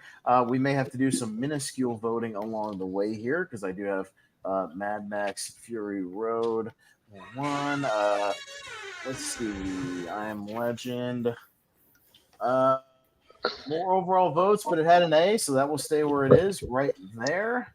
And then I believe we have to do a vote between Edge of Tomorrow, 28 Weeks, and just those two. So we'll vote up between those two. Which is higher for you, Edge of Tomorrow, 28 Weeks Later? Richie. Edge of Tomorrow. Okay. JPO, higher Edge of Tomorrow, 28 Weeks? Edge of Tomorrow. Okay. Malcolm. Edge of Tomorrow. Marie. Edge of Tomorrow. Okay. Jordan. Yeah, I'll go Edge of Tomorrow. I might have said 28 weeks, but that's fine. All right, there we go. And then we will do a quick vote between This Is the End and 12 Monkeys because they are identical. So not in movie. No, they are identical as far as votes. Yeah. That's what we're voting for. Not identical as a movie. Yes, but we are voting. There are 12 guys and This Is the End, and they look like monkeys. Just to break the ties. So yeah. Which is higher for you, Richie? 20. This Is the End or 12 Monkeys? This Is the End. Okay, JPO. 12 Monkeys. All right, Malcolm. This Is the End. Okay, Murray. 12 Monkeys. Jordan. This Is the End. And I'll say This Is the End. So we'll stay there. We will then go up to the ones with 5. So Snowpiercer and A Quiet Place. Which is higher for you guys, Richie? Quiet Place or Snowpiercer? Snowpiercer. Snowpiercer. JPO. Oh boy. Snowpiercer. Snowpiercer. Malcolm. A Quiet Place. Murray.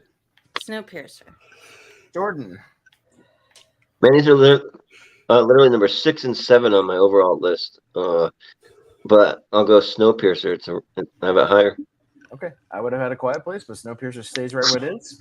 This one may be academic as well, but we'll do it anyways. Jordan, trying not to sniff too loud right into your microphone. Appreciate it. Oh, sorry, I'm not even like near the phone. I'm actually kind of back, but your phone mic is very, very hot, so just be careful. Try to mute yourself. Okay. Very good. Matrix or Zombieland for the W. Richie. Matrix. Matrix. JPO. Matrix. Matrix. Malcolm. Matrix. Matrix. Marie. Matrix. Jordan. It better be the Matrix. Yeah. No, I also said the Matrix. So that might have been academic, but just had to make sure. And yes, that will do it. We are solidified in these in there. So yeah, that's gonna do it. But man, yeah, that S tier was stacked. Look how stacked that A tier is. My goodness. Yeah. A tiers, my goodness, a lot of good movies in there. Got Marie all alone with her B tier votes, but I appreciate that. That's great. I like it.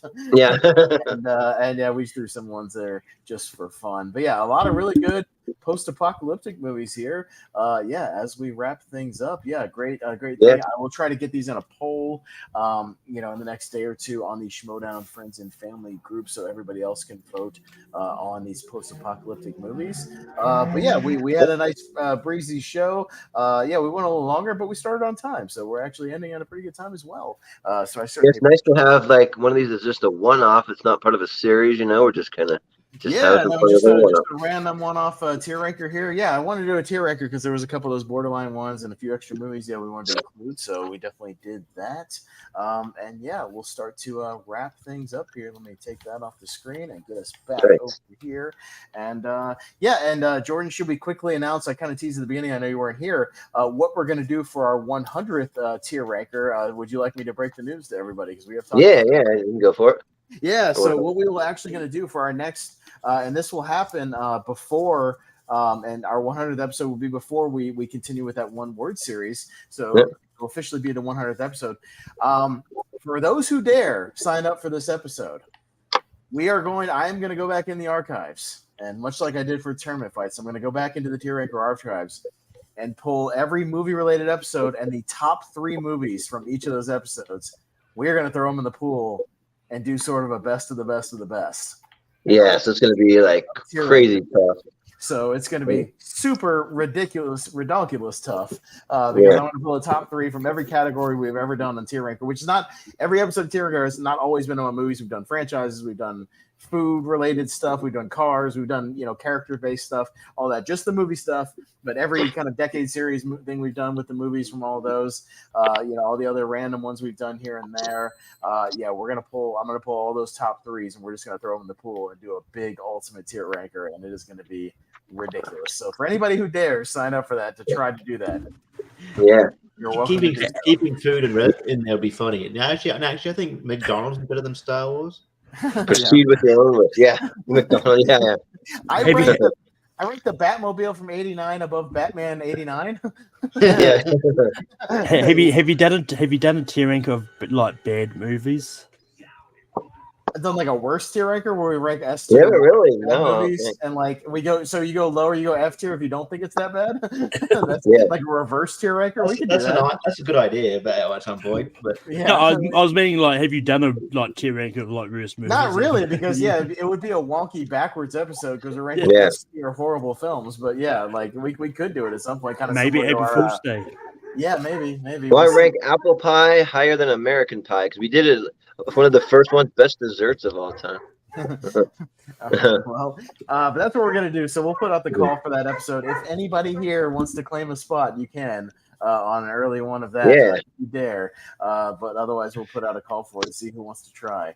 But that one's gonna be rough. But it's gonna be fun. It'll be fun, but it'll be tough. So. Yeah. But yeah, that's what we're gonna do. So we'll go around the horn as we wrap this thing up.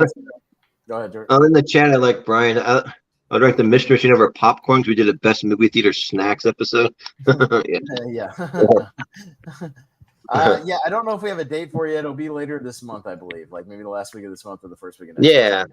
Something like that. We're gonna I think I actually do have a date for it. I just need to bring it up here. Yeah, I think the 26th, I believe, on another Tuesday, about 3 weeks from now, I believe. Yeah.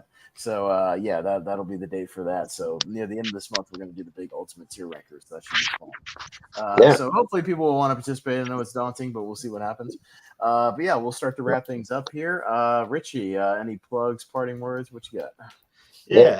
You can catch me tomorrow on Wheel of Movies talking about Jumanji. Yeah. Yeah, so 95. So that'd be interesting. That'd be cool because I really enjoy that movie. So talking about that, and and then obviously talking about last year ranker. Catch the thing I was promoting this little series I've been in. The trailer dropped the other day. I posted on Facebook, but also the first episode dropped a couple of days ago. It's just the first episode. The most episodes are just like a few minutes long, but the first episode, 5 minutes long. I'm not in it, but it'll give you a feel for what it's like. So it's very wacky. But yeah, so I'm not sure which episode I'm in. We that's all filmed sort of randomly. But so check that out when you can. I'll post a link to you if you need it. But yeah, and other than that, there's trivia spaces. PSCO. See, I mentioned you first, Jordan. There you go. PSCO, combat wrestling, trivia, full metal, Formula Random when it comes back. And debate leagues and all that jazz, and all that jazz. Nice. All right, JPO, what you got going on in the Pierce Co over there and any other ventures? We just celebrated 300 episodes over at the Pierce Co. You can check out You Were in the Rumble, Malcolm was there, Jordan was napping, Richie was in a cab, but we had a lot of fun, and we're going to continue that more shenanigans in the future over at the Pierce Co. Sounds good. Nice. Thank you very much. All right, Malcolm, what you got going on Take 3 this upcoming week or two? What you got? We've done A Quiet Place. You don't need to do that joke anymore. Yeah, you already done that one. But you can find me on TV Productions where I host Rankin Week. It's going to be on Saturday this week for something that Jordan's going to be talking about when it gets to him. But I'll be doing Jack Nicholson movies. Austin's going to be there. Cool. And and you can also find me hosting trivia over on Full Metal and playing in trivia over on the PSCO and other places that will have me. Sounds good. Miss Marie, what you got going on? Anything to plug or promote? Anything? Yes, I have Afra's Artifacts on YouTube where I talk about queer Star Wars. Yeah, no, there you go. Nice. Please, Awesome. if you want to, make sure, promote that over on our Schmodown Friends and Family group, please. We'll make sure we get there. Please do. We'll share it out. We'll promote it. We always promote anybody's shows or content, anything they got going on. So throw it in there. We'll sure all right. Jordan, give them a little tease of what we got going on the channel. Here. Well, first of all, I just want to say this chair is a little broken. If I lean back at all, I'm going to be on the ground. So I've almost fallen like 3 times if you paid attention. So 3-star Google review: broken chairs in the hotel. Yeah. Well, the hotel is pretty nice. Other than it's the Quality Inn is where they sent me. My work just sent me here, and besides the Wi-Fi being kind of crappy and the chair being broken, it's not too bad. So. But 3 stars.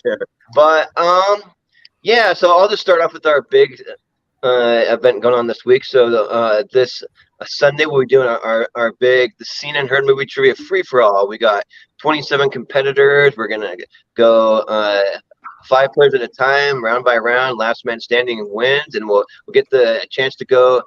To be in a championship round against all of our former champions. So Austin will be in that match, and then Moose Haas and Ryan Permison are our former champions. So and also Austin will be helping me host. You will not be competing because as the former champ, he'll wait till the champ, or as the current former champ.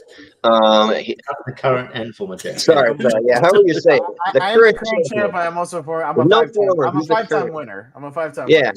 But anyways, he's gonna wait until that to take care of whoever wins on. So but and also so this Wednesday we're going to be doing me and Austin and Richie, which I'm still going to put out a little YouTube short for Wheel of Movies. I've just been like crazy, but I didn't expect to have the day I had today, so I'm going to do it today. So I'll try and get it up ASAP. But just in case anyone wonders, for Wheel of Movies, we spun the 1995 movie Jumanji with Robin Williams. So we're going to do a 1 hour deep dive on that movie. And then immediately following that, probably about 8:30-ish or well, it'll be 8:30 about my 10:30 time. Eastern time. Be at 10:30 Eastern. I always go by my own time. Sorry, 10:30 Eastern. We'll say that we're gonna have a little selection show for the free for all. We're gonna everyone's named in a big wheel, and we're gonna spin for all the numbers. You get your number, your rank. If you want to tune in live, you can probably get your find out what your number is about a day early, and then maybe about 24 hours. And then we'll start making some groups, and we'll kind of put groups together according to your number and when we want you to come into the episode. So yeah. So we done that, and then you can find us on all the social media if you go to Movie Hero 2121 on Twitter or X and Instagram. I've got to get used to that, and then. We did mention the Showdown Friends and Family group. If you have anything that you would like to promote, any YouTube channel or any special projects that you're working on, not to sell anything, don't come like sell anything, but if you want to promote your projects, you can do that to your heart's content. And then we also have a Patreon. If you go to patreon.com/movie hero. I am still yet to get our last podcast, which we did a little while ago. I just been crazy busy, but I am going to put that up there along with the extended schedule, of which I'm going to throw in an extra month into the schedule because everyone's had to wait a little longer due to me starting a new job with crazy hours. But yeah, so that'll be coming soon. And then also just then, because I had our schedule pulled up on my phone, and it said, your phone is too hot to let it cool down before using multi-window again. So give me a... I've got the next couple episodes, Jordan. Yeah, if you got the next couple ones, because if I go to the list, then it's going to like... Don't worry about it. I got it. I got you. I got it on my calendar, so I'll take care of it as we wrap things up here. Yeah, no, Jordan mentioned everything we got kind of going on Wheel of Movies. So a couple of shows going on tomorrow night, so make sure you tune in for that, Wheel of Movies, and then the actual selection show for the free for all. And on that show, we will also kind of break down some of the rules, kind of a few things, how it's going to work. So if you want to just a little preview about the episode in general, make sure you tune in for that. Richie was one to remember if he signed up for that or not. He can't remember. I don't think I did. Yeah, I have you on there. So yeah. Really? Okay, cool. I thought I was asleep when I signed up. Yeah. Because I was going to say, if somebody dropped out, which with 27 people, somebody probably would last second, we'd throw you in there last second. Yeah, because you do that many people, you get one person that. Yeah, at least one or two people that drop out last. It was both of you for me today, so it happened. Blame the taxi services for that, and Jordan was still setting up stuff. So I'm not even saying it happens. It happens. But yeah, as far as the rest of the week, Lonely Marks, by the way, Thursday night, GFO and Richie will be there. Yeah. We'll be talking Payback. We'll be talking All Out. We'll be talking a random WCW Thunder episode. Should be a good time. Check us out Thursday night. Yeah, we got Dan Skip Allen's tournament, favorite movies tournament on Friday night, which I'll also be helping run, stream, and host, just so I can have music to cut them off if they talk too damn long, so we don't have a 5-hour episode. So I'll be helping out with that. Podcast about movies on Saturday night with me and Jacob Barber. Check that out. We'll continue our anniversary series of the 90s. Obviously, the Scene of Her free-for-all will be Sunday night. And next week, I'll just go into next week. We've got another mystery tournament, so we'll be spinning the wheel again probably this weekend to determine our next 64 tournament fight for next Tuesday night, and then we'll be doing, and then I will be actually flying solo as host next Friday night because Jordan will be at a wedding, I believe, for some. Yeah, my brother's getting married, and I got to be at. But that'll be our tournament of the Batmen. So we will be doing Christian Bale versus Val Kilmer versus Robert Pattinson versus Michael Keaton in a battle of the Batman and some of their filmography. So that should be a good time. And I've got some fun stuff planned for some of the in-between stuff and things like that running the stream. So this should be a good time. I got some really fun stuff planned for that. Check that out. And just a few that I remember off the top of my head. Our next ladder series would be Best Movies of 2008. That's coming up. And then our next Geek series we're going to be doing next month, Best Marvel Characters. So we'll have that one coming up. And then I don't remember all the directors we have on our list for our masters of horror, but I know it's like Toby Hooper, George A. Romero, James Wan, Wes Craven. There's a few of them. And John Carpenter. Yeah. Yeah. Well, yeah, that'll kick off our horror month once we get to October. So we're looking forward to that. Not all horror shows, but a couple of good horror shows in there. So, but yeah, and also, don't get me versus Jordan. Oh yeah. Well, he's here. Malcolm and her favorite horror movies. Yeah, me and Malcolm are gonna go toe to toe with our favorite horror movies. We're each gonna submit 32 because we're both horror fans, but we're not like diehards like maybe Austin is or like some other people in the community. So, but we do really like horror, so we'll kind of see how two casual fans match up. Which to be fair, we'll be doing the same soon. I can't remember when the date is either. I believe that it's in November, but while we have them here too, we'll be doing JPO versus Richie on their favorite comedies. I believe that's coming up in November too. So that'll be cool from two stand-up comedians in the game, you know. So yeah, that's we'll be looking for the movie Punchline with Tom Hanks and Sally Field. No, that movie sucked. Is that to be about comedians? Yeah, comedians don't have lockers. That's not a thing. That's right. Yeah, right. Yeah, they don't have locker rooms in comedy clubs. Yeah, that's weird. But yeah, we'll wrap this thing up. We've plugged enough. We've gone past 3 hours. We had a good time tonight. Good post-apocalyptic show. Appreciate all of y'all joining us in the wasteland for this episode tonight. For Richie, for JPO, for Malcolm, for Marie, for Jordan from a hotel room, we appreciate it. And for me, Austin Pez Howell. We'll see you next time here on the Movie Hero Network. Have a good night. Bye-bye.